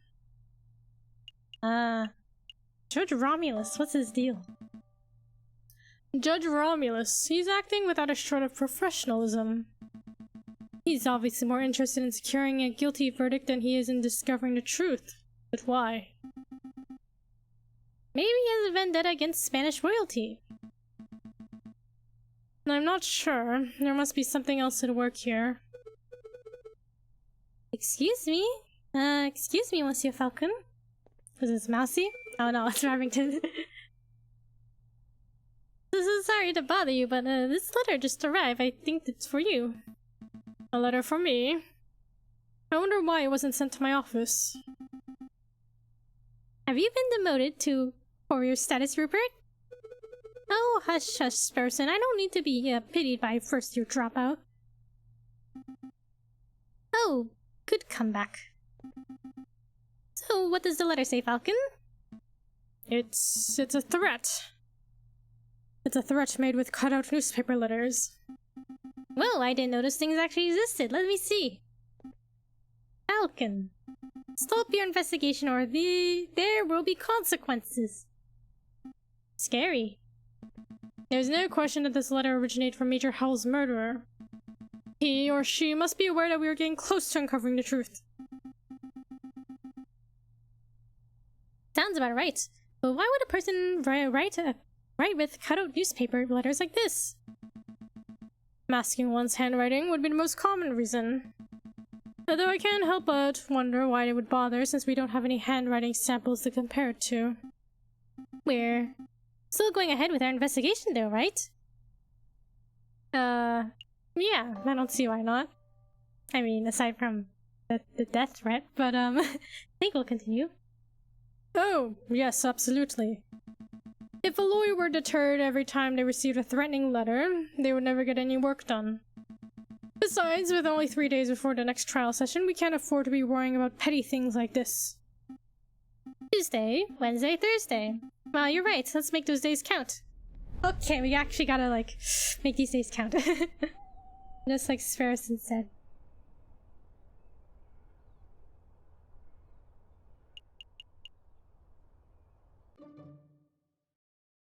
Okay. Let's visit Mousy. Oh, customers. Hello? Is this the office of Renard Volps? Ah. It's you two. Mousy, what are you doing here? Oh, this is where I work. See, I am Renard and Mousy, Monsieur Renard Volps, and I carry out all sorts of investigations together. Although, to be completely honest, it's normally Monsieur Volps who chooses which case to take on. Mousy, we have a message for you. It's from Prince Juan himself. He wants to know if the birds have flown south for the winter, whatever that means. Oh, yes, the birds have migrated successfully. But if Prince Juan told you that, then that must mean he trusts you. He must want you to take these. Go on, take them. Newsdar used train ticket stubs. It looks like 2 people took a railway trip to Vienna. What exactly is the point of this, Mousy? Prince Juan said that they would help with the trial. See the names. Gautier Signet, Nicole Signet. I recognize his surname, but I don't know who these people are. Neither do I, really. I mean, Monsieur, Prince Juan just told me to book train tickets for these people, and then to make sure they caught the train. And so that's what I did. Strange. I'm not sure how exactly these stubs are supposed to help with the trial, but I'll keep hold of them just in case. Let's go, Sparrison. I'm done playing courier. Good call. Okay. Took a whole day to do that.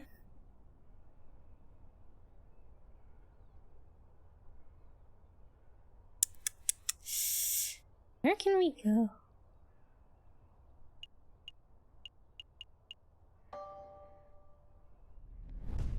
I just wanna look at my evidence. I think we gotta we can look at the chocolate emporium.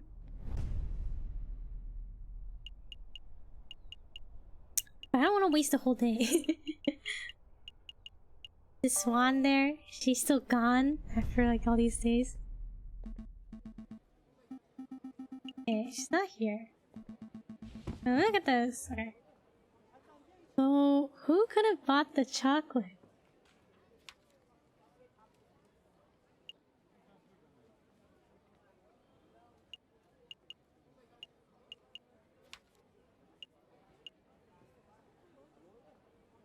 What did we ask about before? We asked about Juan, Major Howl, and...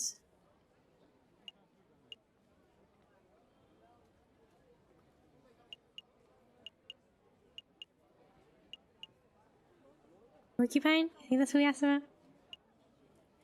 I don't know if it's where should we ask about these guys? We could ask about the swan.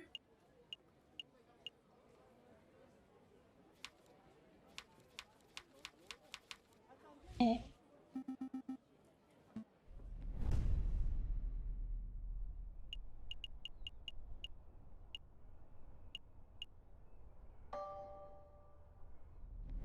I think the only thing left we gotta do is just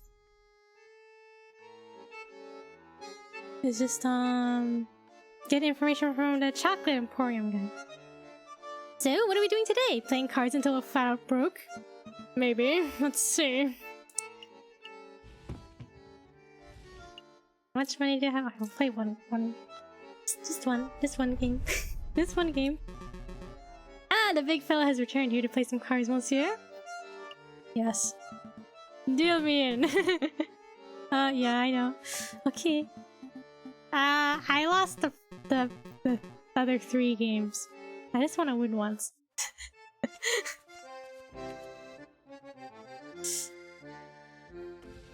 Hits.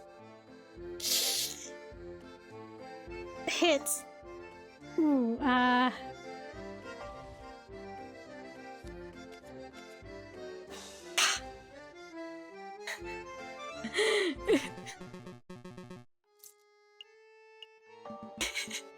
we're leaving.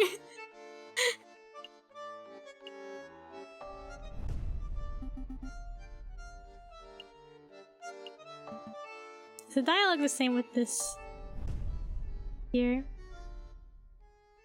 Okay, no one's interested in conversation. Okay. Let's go. Let's go. I guess we just gotta Alright, time to do some guessing. Welcome back, messieurs. Have you finally decided to sample what? Have you finally decided to sample of my fine chocolate? Have you finally decided to sample my fine chocolate? Or perhaps you returned to ask me more questions. It's just the questions today, I'm afraid.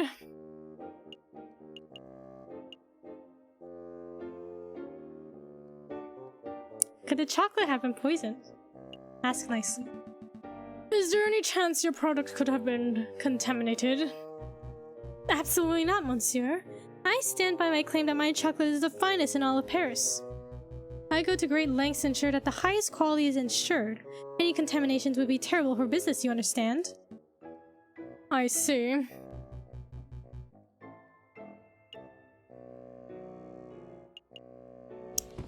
Ooh! Who could have bought the shop?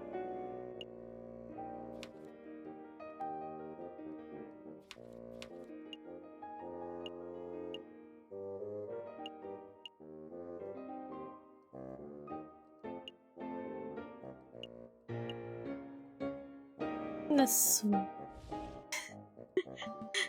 Let me think. Who to ask about? Was it the swan? Wait, we asked? Was it the swan?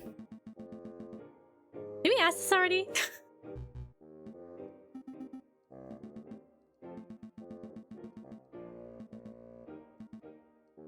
Okay. You know, the other person who talked about poison was this guy, right?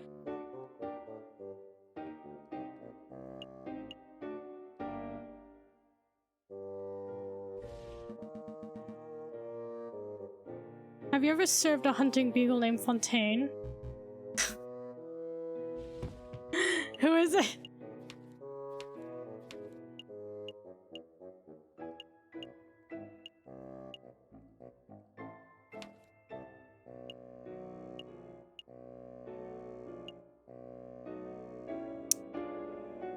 Would it be... I don't think it'd be King. I think the only sussy person is the judge. But why would he buy a chocolate? Have you ever served a hairy wolf in judicial robes named Judge Romulus? Yes, monsieur. What? Yes? Alright. Have you ever served... Wait, did you just say yes? Yes, monsieur. A wolf in judicial robes. I did serve a person like that a little while ago. On the 6th of January. Did he say or do anything suspicious? Not that I can recall, monsieur. He was a pleasant fellow, big toothy grin. Bought 200 grams of classic dark Belgian chocolate with a custom filling. Custom filling, huh? A custom filling? Some type of caramel. He provided it himself, although he unfortunately did not bring enough for me to sample. He provided it himself? That's sus. What does this mean, Falcon? Well, we shouldn't make assumptions. It may just mean that this judge liked a chocolate. But if the judge's purchase is related to the wrapper at the crime scene, then... Monsieur Hagelslag, do you think I could get a copy of Judge Romulus's receipt? I can do you one better, monsieur. I have the original right here. I keep them for tax purposes, you understand? Is it okay for us to take it, monsieur? Absolutely. Memorizing the receipt's contents. The receipt's contents is trivial, after all.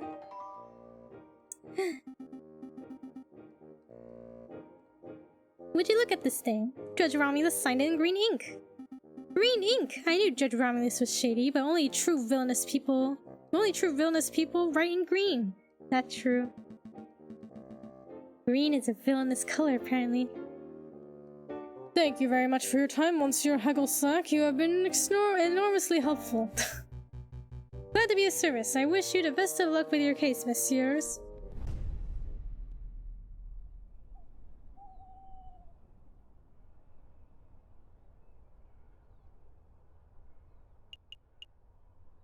Oh, I can only go to my office.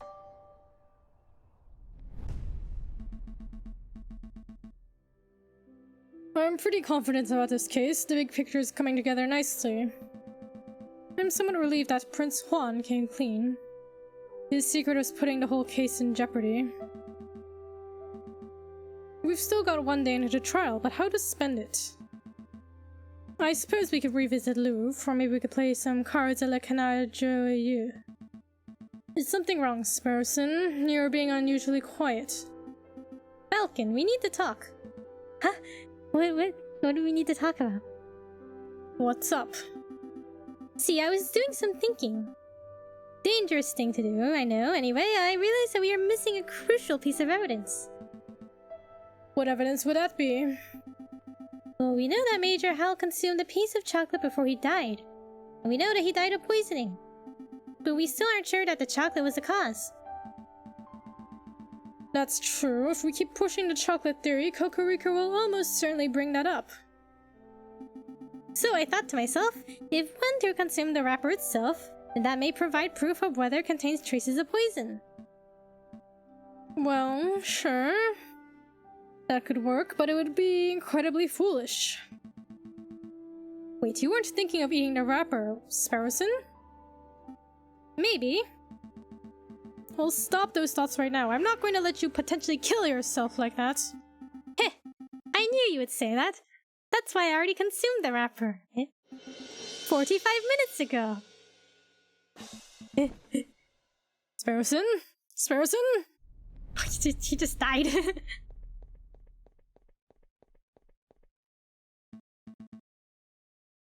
The doctor, is Sparrowson okay? Dr. Fallerit. Well, he's not conscious right now. But he is stable. I think it's safe to say that your friend is not on his deathbed. Oh, thank God. How did you say this happened again? It's a long story. Lawyering, occupational hazard. Doctor, can you tell me what poison caused this? I have no idea. I'm an expert in mental health, not toxicology. Mental health. But I have sent for a specialist who could be here by tomorrow morning. He will make a full assessment. That's good to hear. Thanks, Doctor. Take good care of him. Wait a moment. There's a matter of the bill. We'll have to discuss it later. I have an important case to prepare for, and I am one partner down. I see. Well, rest assured that your friend is in good hands. I gambled away my money. What am I gonna do? This is terrible. What the hell was Sparrowson thinking? Can't win a case like this. You, I finally found you. Who is this? Did someone say something? Running around like a headless chicken? You're one tricky lawyer to find. Who is this? Oh, this is the guy who sent the death threat? Whoever sent that death threat to me? Told you to drop the investigation, but you just wouldn't listen. Who's speaking? I can't see him, Monsieur. Step forward. All right, I'll step forward. But it'll be the last thing you'll ever see.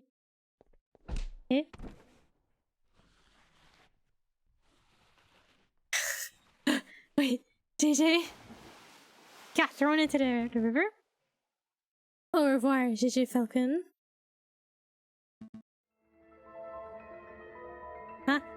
Huh? Did it work?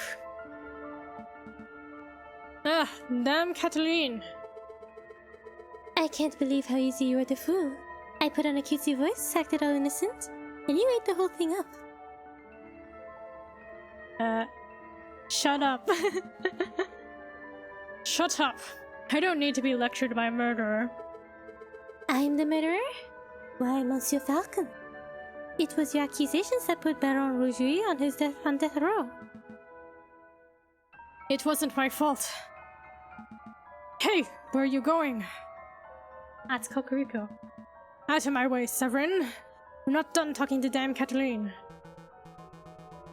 It wasn't my fault? Is that the excuse you'll be making? You'll make after all your failures?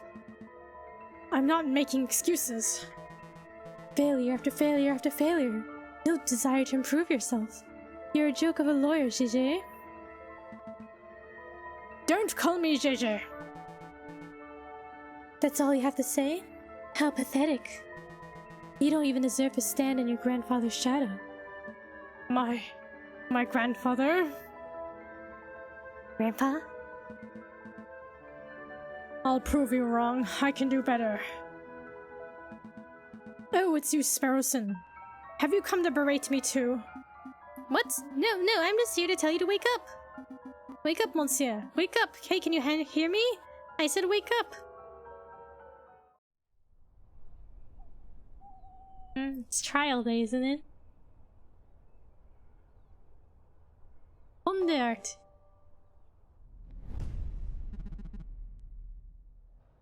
Come on, monsieur, wake up. I said wake up, you're starting to worry me. Oh, thank goodness. I wasn't sure whether I would have to find a doctor or a mortician. Ugh, my head. Where am I? The Pont d'Arts, you know, by the Louvre in Paris, France. I just fished you out of the sun. Nearly broke my rod doing it. Wait, I know you. You're that disrespectful lawyer guy. Giro Falco or something. What time is it? Actually, what day is it? You hit your head pretty hard, huh? It's the 21st of January, and around 9 o'clock in the morning, by my reckoning. Isn't the trial at 9? The 21st? 9 o'clock? Oh no, the trial! I should be at the court at least 10 minutes ago. Well, you're running late, but take it easy, monsieur. I'm sure they'll be understanding. Maybe if I sprint it. In your condition? That'll be stupid. Take a seat. Clear your head. I'll go get some dry clothes. No time. Wait, monsieur. Please. At least take this before you go. What is it?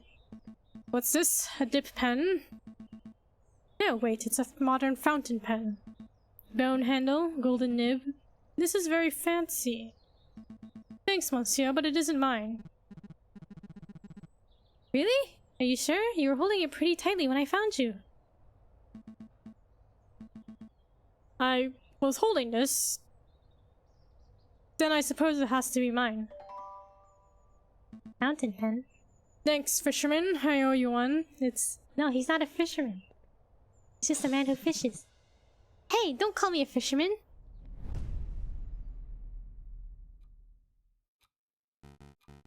It's 9 o'clock. I believe it's time for the roll call. Is the defense not present? Such unprofessionalism. If there's no defense, then this trial cannot proceed any further. We must make a ruling based on the evidence that has already been presented. I will now converse with the jury. We shall decide whether Prince Juan is guilty of murder in Major Howl and of conspiracy to murdering the king. Your Honor, may I have a word? Fine, make it quick.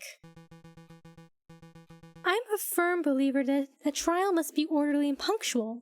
There's no room for wishy-washy dilly-dallying. But it seems somewhat rash to end the trial session the moment it is due to start. Perhaps it would be prudent to wait 5 or 10 minutes, in case the defense is just a little tardy.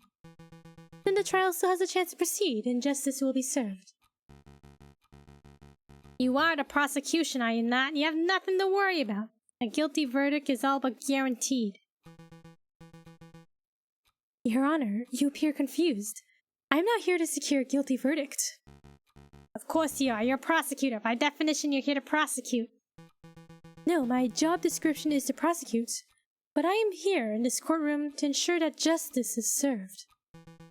An unfair and unbalanced trial is not in the spirit of justice. That's very noble of you, but the defense is absent and there's little that can be done. I'll hear no more about this matter. I will now talk with the jury. The defense is present, Your Honor.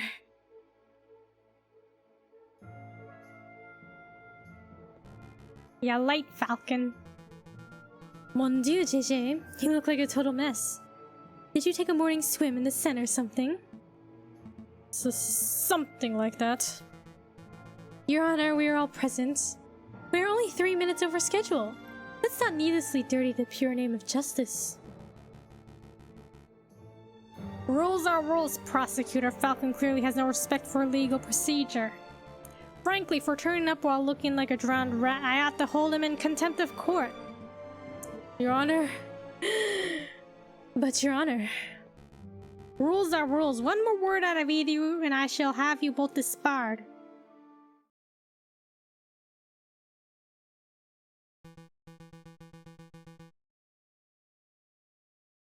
It's a pity. The King of France is most looking forward to standing behind the witness podium. The King of France? He's here? Oh, are we not doing the trial after all? That's a pity. Your Majesty, what a surprise! Well, you see... You know, it's my 7th time testifying against a would-be assassin. But it's the first time seeing a trial where the case has ended before you even began. Well, the defense, he was late and, oh, pish-posh, France didn't become a great and dignified kingdom through rigorous punctuality. Let's go ahead with the trial. It'll be fun! Look, I'll say the oath to get us started. I swear to speak without hatred, without fear, to tell the whole truth and nothing but the truth. Did I get it right? That was perfect, Your Majesty. JJ, I trust you have no objections with the king testifying? No objections here. Going ahead with the trial is fine with me. And you surely wouldn't stand in the way of the king, would you, Your Honor? Ah, fine, proceed with this cursed trial. Excellent. Now, Your Majesty, could you tell us your activities on the day of the murder? My activities? Well, I started my day with tea and toast, as I normally do. I was dressed in my PJs at the time. I think you can skip ahead a little. Perhaps your arrival to the Louvre? Ah, right, of course. Well, my entourage and I entered through the Louvre's south entrance around 9 o'clock. We passed through the Salle Vtuber with little fanfare. At the Grand Gallery, I unveiled the new painting and gave a short speech to inspire the citizens who attended. That's when I was approached by a man claiming to be the Prince of Spain. He presented a rose which was taken by Major Howell, and well, I think you know the rest. Indeed we do, Your Majesty. Mesdames and messieurs of the court, what we have here is another testimony that establishes Prince Juan's guilt. And this is no ordinary testimony. It is a testimony of perhaps the most trustworthy man in all of France. Oh, you flatter me, prosecutor. But I am the trustworthiest in all the kingdom. But am I the trustworthiest in all the kingdom? What? But I am the trustworthiest in all the kingdom, aren't I? I have no doubts, Your Majesty. Nevertheless, I would like to perform a cross-examination. How dare you doubt your king, the other nerve! Oh, calm yourself, Judge. I have no qualms with standard legal procedure. Defense, please proceed. I want to see your best courtroom drama material. Okay, here we go. We entered through the Louvre's south entrance around 9 o'clock. We passed through the Salle Vtuber with little fanfare. In the Grand Gallery, I unveiled a new painting and gave a short speech. I was approached by a man claiming to be the Prince of Spain.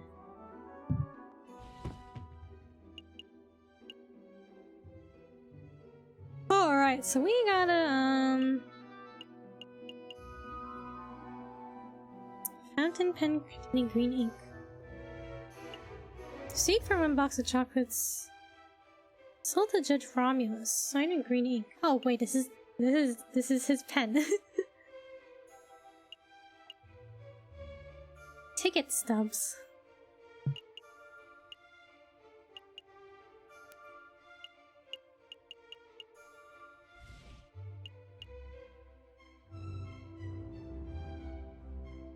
So we established that some shady looking person was at the south entrance, but it wasn't Prince Juan. Passed through the solitude grid. It's where the chocolate wrapper was found. Grand Gallery. Seems self-explanatory. Man claiming to be the Prince of Spain. So let's go at the Salle Vtuber. Your Majesty, you say that you passed through the Salle Vtuber uneventfully. Indeed, we stopped briefly to look at the paintings and then moved on to the Grand Gallery. What did you see? Could you elaborate? What did you see in the Salle Vtuber? What did I see? Well, Roman stuff mostly. I meant aside from the Roman artifacts. For example, did you talk to someone in the room who wasn't a member of your entourage? You're reaching, JJ. The king already testified that he passed through without encountering anything of interest.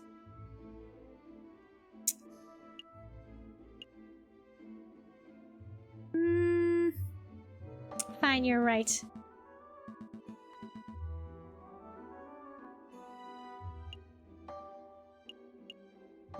Other rooms?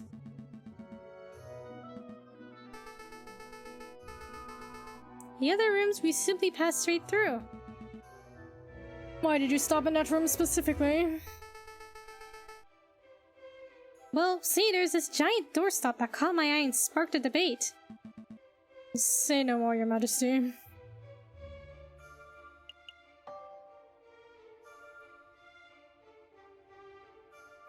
You know what, maybe... we'll press the statement. Because the chocolate bar was found in there, right?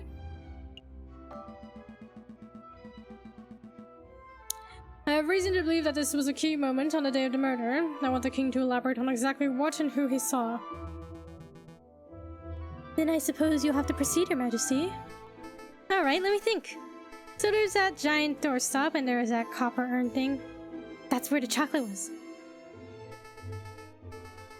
Right? Oh, there's something else that I asked. I was offered a box of chocolates by some peasant mademoiselle. I don't have much of a sweet tooth, but Major Howell was keen to accept a chocolate or two on my behalf. What? Did I say something startling, Prosecutor? No, please continue, Your Majesty.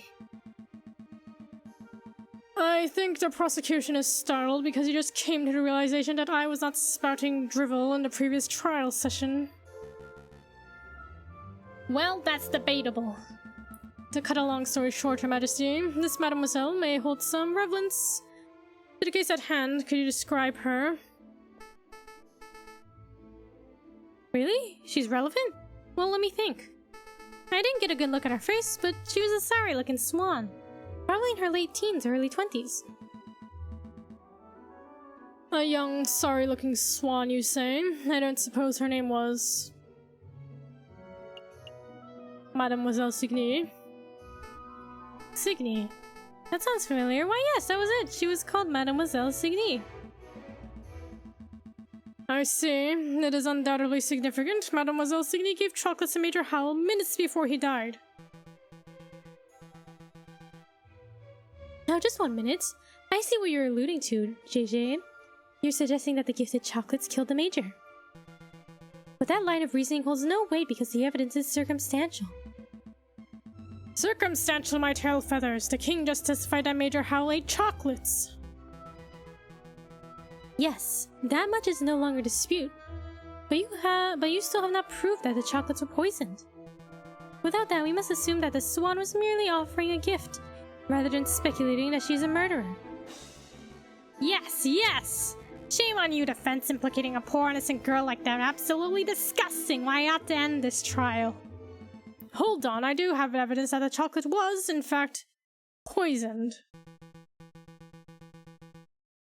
I don't believe you, JJ. If you had a piece of evidence that significant, you would have slammed it down already. Present it. Well, I can't. It's not really the evidence folder type of evidence. Why am I not surprised?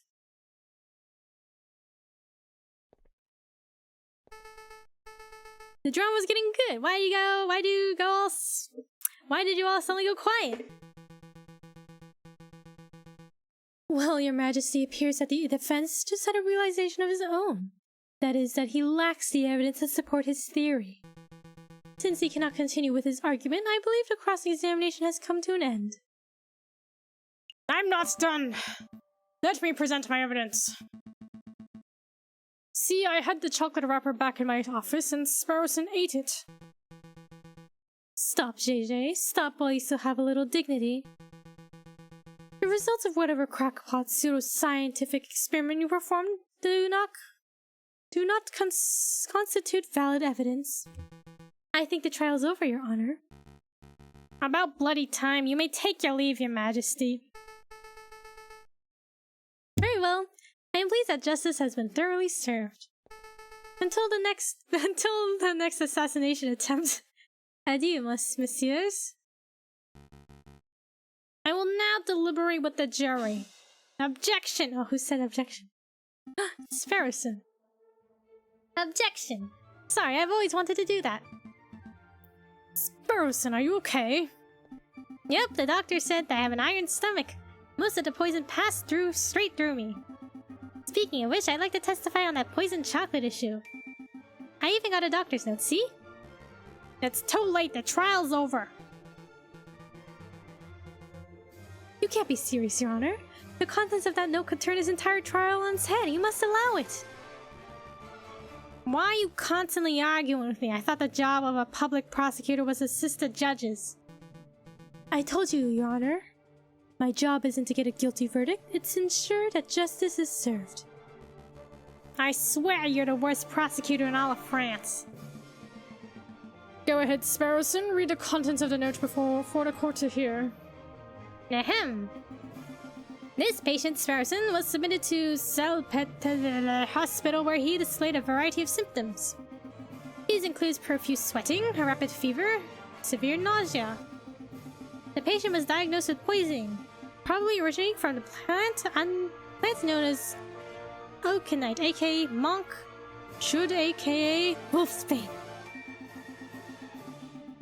When we questioned the patient, he admitted to having consumed a discarded chocolate wrapper, potentially carrying the poison. Examining contents of the patient's stomach confirmed this to be true. As a mental health professional, I believe this patient to be clinically... Oh, well, we can skip that bit. Yada yada. Okay, here we go. Signed, Dr. Falrit. Thank you, Sparrowson. I don't think I'll even need to question you. Between your note and the King's testimony, every angle of the chocolate wrapper business has been covered. Awesome. Wait, did you say the king is here? You can get his autograph later. Right. So what happens now? Do I get cross-examined by the prosecution or something? To be honest, I see little to cross-examine. Do your damn job, prosecutor. Cross-examine that little annoying lie of a bird. Tear his testimony to shreds. Your Honor, he has a note signed by a medical professional, definitively proving that the chocolate wrapper from the crime scene was poisoned. We can nitpick the details or delve into the doctor's credentials, but I fear it'd be a waste of the court's time. Nobody wants that. Gah! So then what the hell do we do now? We do nothing, Your Honor. This poisoned wrapper has introduced an element of doubt into the case. The prosecution must accept that. But is the level of doubt reasonable? Is it significant? I think the members of the jury will agree. JJ's evidence is still tenuous. Tenuous? A step above circumstantial. You have proven a link, a not wholly illogical link, but you haven't proved beyond doubt that Major Howell was killed by the chocolate. You are still making far too many assumptions. Where is the empiricism that is required by any good court of law? Where are the witnesses who can back up your claims?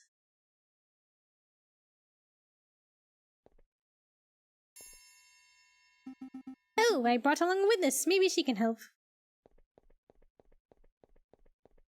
Oh, it's the swan. Hello. You...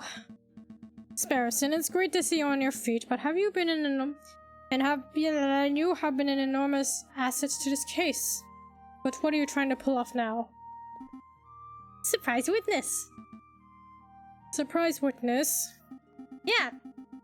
I remember you mentioning that Kokoriko like calling surprise witnesses, so I thought we would beat him at his own game. I brought the flower girl, Mademoiselle Signy, so that she could testify about Prince Swan's character. You're putting me in a difficult position, Sparrowson. Just moments before you arrive, the court established that Mademoiselle Signy is a possible suspect for this case. What? That can't be right. Sparrowson, it's okay. Monsieur Falcon, I would like to testify. You want to testify? Do you understand what you're agreeing to? I do. I have accepted my fate. Prosecutor, do you have any objections to me calling upon Mademoiselle Signy as a witness? No, none. Bearing in mind, of course, that you are here to defend Prince Juan, not to convict Mademoiselle Signy. Prosecuting is my job. Of course. I have no objections either. Please proceed, witness. Speak the oath. The oath? Say that you swear to speak without hatred and without fear, to tell the whole truth and nothing but the truth. I swear, Your Honor. I swear to speak without hatred and without fear, to tell the whole truth and nothing but the truth. Good, very good. Please state your name and occupation for the court record. My name is Catherine Marie Signy, and I am a flower seller. Mademoiselle Signy, tell the courtroom of your activities on the morning of the 7th of January. Very well. I saw the king and his entourage enter the Louvre around 9 o'clock. I followed. When they came to stop in the Salle de Table, I stepped forward and offered the king a chocolate. He refused, but a guard, a big dog by the name of Major Howell, was happy to oblige. The guard died because I, personally, had previously added poison to the chocolates. No, that can't be right. I used poison derived from monkshood, a notoriously dangerous plant. As a flower seller, it was simple to acquire. Why did you do it, mademoiselle? Why, monsieur, people have tried to kill the king before, and people will try again. He is a vile man who has no respect or love for the people who suffer under him. I did it to better the French people. I don't believe that at all. Falcon, say something. Mademoiselle, are you being coerced or threatened? Speak freely. No, monsieur, I am confessing out of my own violation. It is my guilt and nobody else's.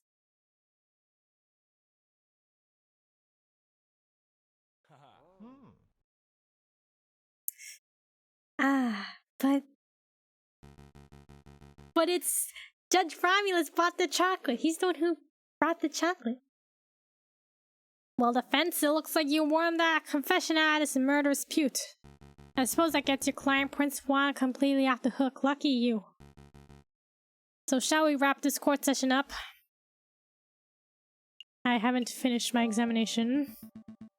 No, not yet. I have further questions for the witness, Your Honor. Further questions? To what end? You've already proved your client's innocence. I wish to uncover the truth. You aren't here to uncover the truth. You're here to defend Prince Juan, and you've done the job with a disgusting level of diligence. Nonetheless, I believe that Mademoiselle has omitted something of huge importance. I wish to question her further. Something of huge importance. I won't allow it. Fine, can I at least show something to the witness? You and the prosecutor are a bright pair of moralizing blowhards, aren't you? You are doing my head in. Fine, if it'll shut you up, I'll let you show one magical mystery item to the witness. Can't imagine you'll have anything up your sleeve to change the flow of this trial, though. Monsieur Falcon, save it. I have nothing more to say. No, you must look. Here. The ticket stubs. These must be your parents. Please look at these, mademoiselle. Train ticket stubs? Look at the names. Papa and Mama. In Vienna? Really? Are they really safe? They are. The tickets were arranged courtesy of the Fox. Then, that means the wolf has nothing to hold over me. I can speak freely. Indeed. Go ahead, mademoiselle. What are you two muttering about down there? I am amending my testimony, Your Honor. Members of the court, everything I've said today has been the truth. I did go to the Louvre. On the 7th of January, I did present a box of poisoned chocolates to the king. Except it was thought of my violation, I was threatened. I was forced to carry out the task under the threat of harm. See, my family has been struggling to get by. The winter has been harsh, and my flower business has been struggling. One day a man approached me, a man I assumed to be kind-hearted. This man offered me 200 francs to get us through the cold, but I could not afford to repay the debt. When I attempted to bargain with the man, he offered me a deal. Assist him with murder, and he would drop all debts. Refuse and he would ruin me and my parents. I obliged because the alternative meant death for those I love. The name of the man who did this is Judge Romulus. Ha! What a creative story. This is obviously a last-minute, desperate attempt at passing the buck. The sheer laziness of this girl to accuse a man she's never met before. She's blatantly floundering. Indeed, I've heard dozens of these self-pitying yarns during my time as a prosecutor. Although admittedly, this is the first time I've seen a witness directly accuse a judge. Quite a brazen gambit. But in any case, these sorts of stories never turn out to be true. They are always proven to be fabrications born of desperation. I've never been more honest, monsieur. Listen, Mademoiselle Signy. I would like to believe your story, but accusing a man, a judge no less, of conspiring to murder the king is a hugely serious accusation. Do you have any proof to support your story? Proof?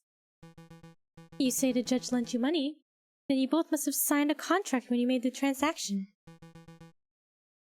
That contract would suffice as proof. The contracts were all verbal. He said the money was a gift at first, and only later said I had to repay him. Heh, how convenient. Of course this supposed contract doesn't exist. And Mademoiselle has no proof because her story's a blatant lie.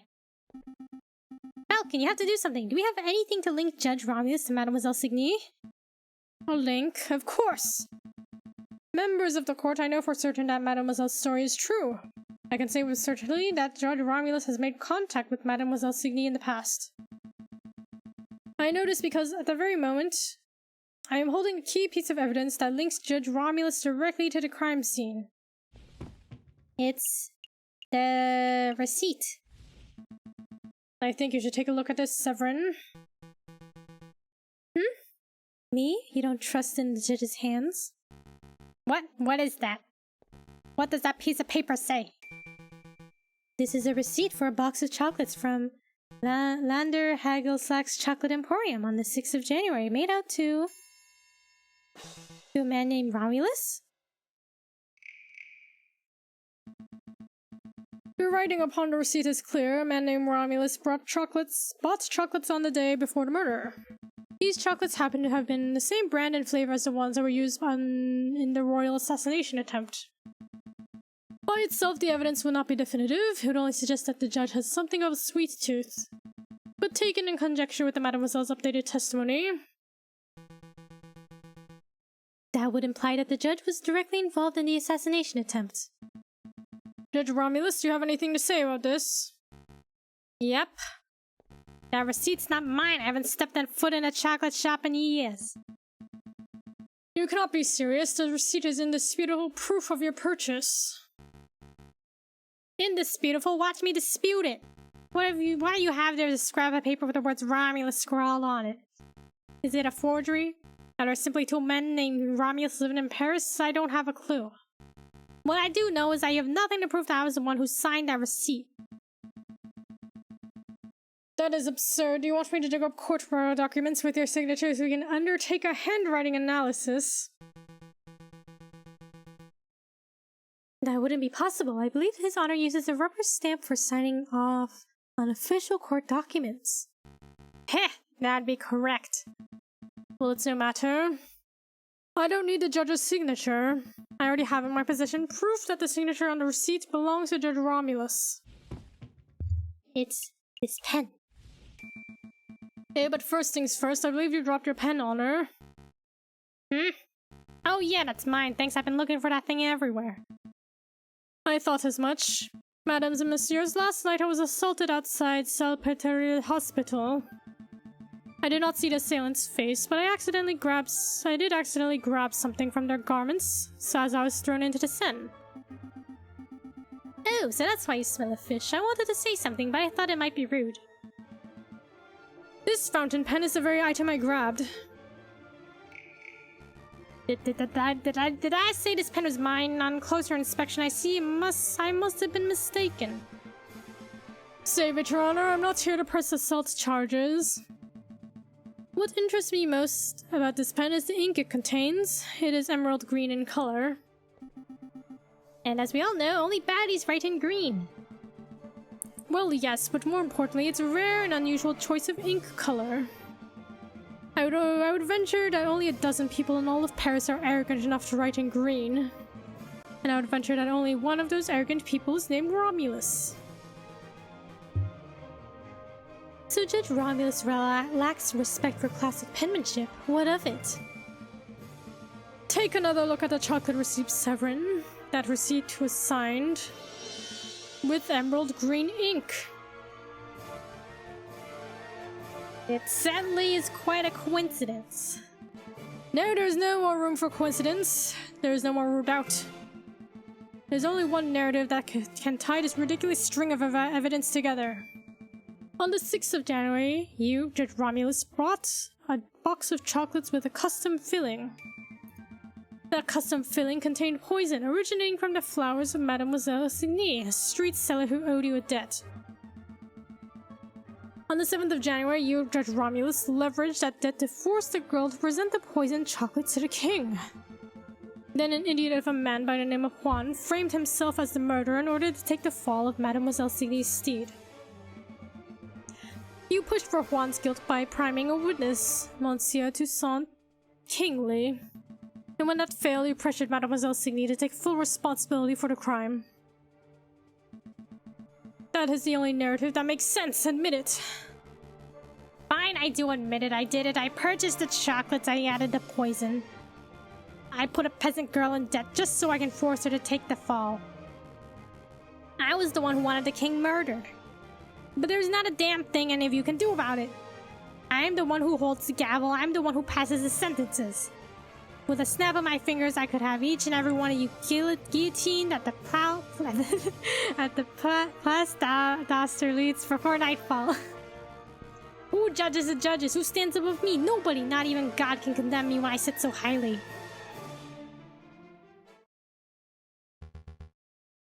Attempting to murder a king, corrupting the cour d'assises, what an utterly repulsive individual. Don't touch me, dirty pig. You have no authority over me. He doesn't, but I do. Take him away, Inspector. I'm not done. I'm not done with any of you. You're all guilty, you see. You'll see a revolution is coming. The rebels will overrun Paris. The king and the government will fall. The bourgeois will be slaughtered. We shall have a glorious second republic. A republic free of class, where everyone is free and equal. Hey, don't touch me. Just another rambling lunatic, Your Majesty. Ignore him. Of course, carry on, Inspector.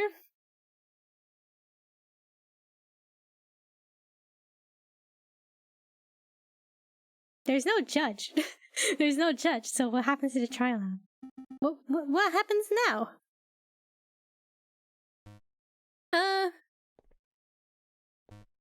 I guess I'm supposed to take over the President's judge's duties?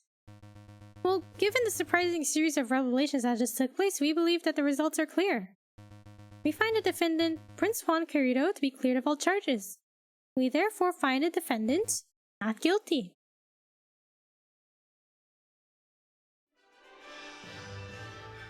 Yay, not guilty.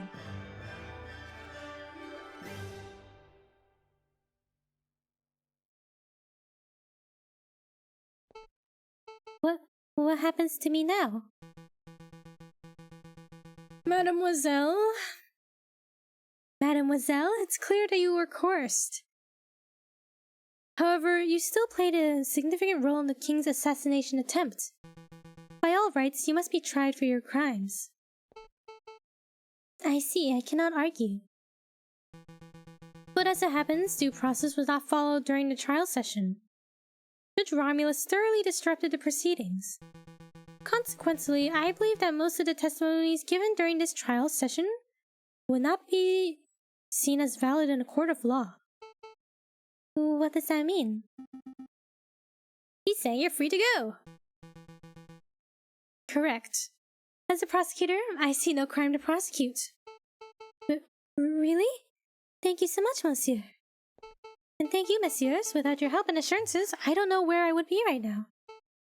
So, are my parents really in Vienna?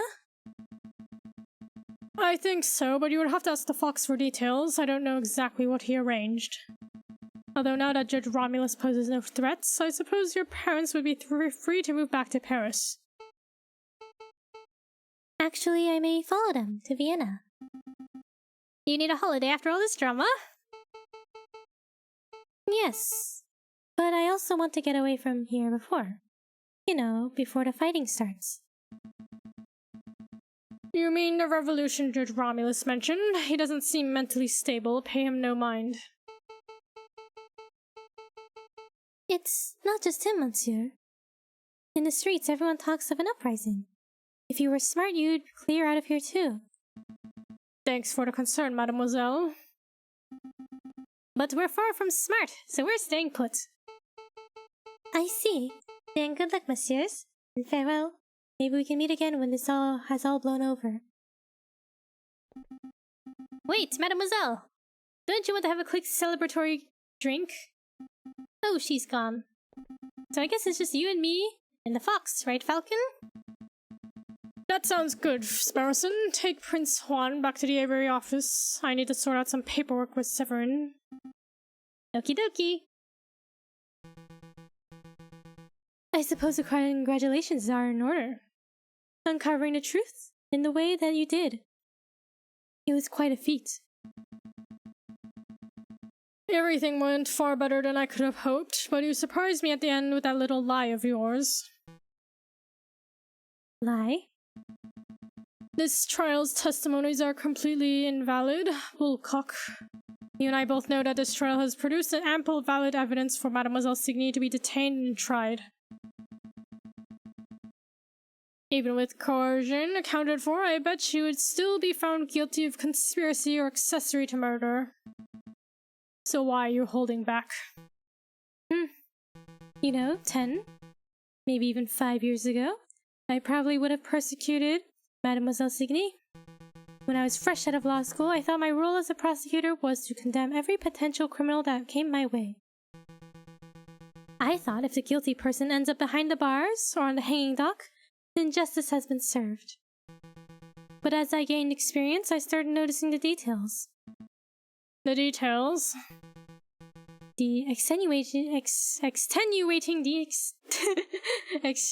circumstances. The personal considerations. The gaps in the law where, even when due process is followed to the letter, good people are punished and wrongdoers walk free. I hated it, so I changed my role. I decided I should not strive to secure a guilty verdict, but to ensure that justice is served. I could prosecute Mademoiselle Signy, and she would definitely be convicted, but that would not serve justice.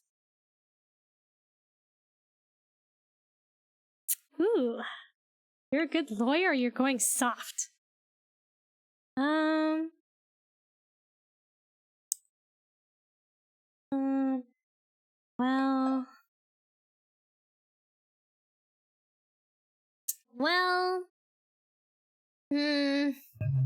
Justice. You're a good lawyer. You're a good lawyer, Cocorico. Well, you're not terrible, Falcon. I must congratulate you, Senior Falcon, Senior Sparrowson. What am I still doing? Still using that old accent? I, of course, meant congratulations, Monsieur Falcon, Monsieur Sparrowson. It's no big deal. We were just doing our jobs.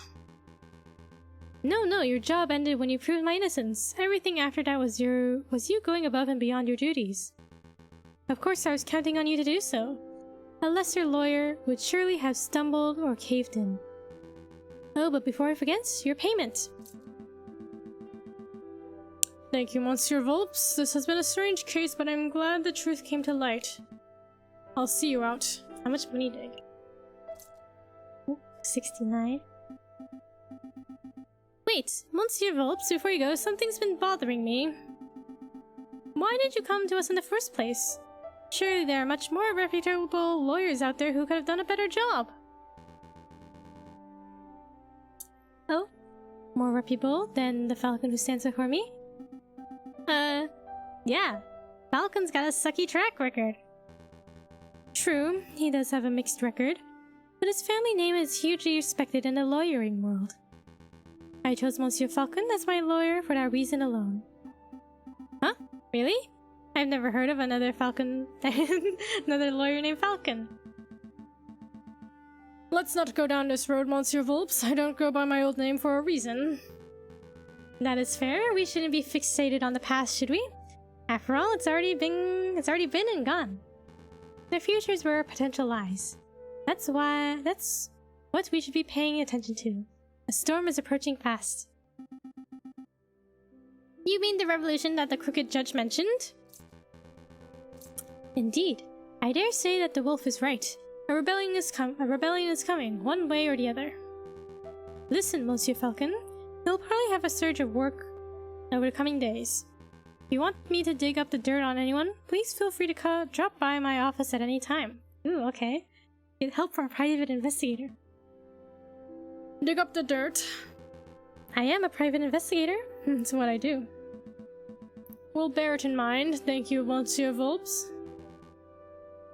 Good day, messieurs. I'm going to get a drink. Seriously, Falcon? What? I was just going to ask if you wanted tea or coffee.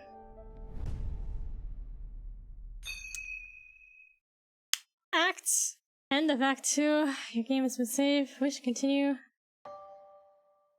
No. A long enough stream for today. No Franks needed, here we go. Play a couple games. No risk! No risk. It's no fun with no risk. Hits! Okay, stand.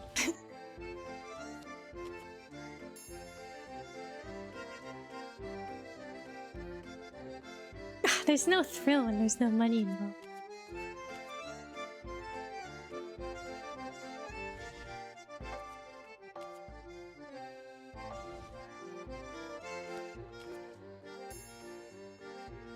Ah, how boring. Okay. Okay, well, thank you everybody who came by and watched my stream. I always appreciate everybody's support. Thank you so much. Yeah, we finished Act 2, and all that's left is Act 3. I think that's the final act of the game. So, we'll have to finish it next time we play. Yeah, thank you everybody. Have a good night, have a good day. As always, thank you for your support. Until next time, bye bye. Bye bye.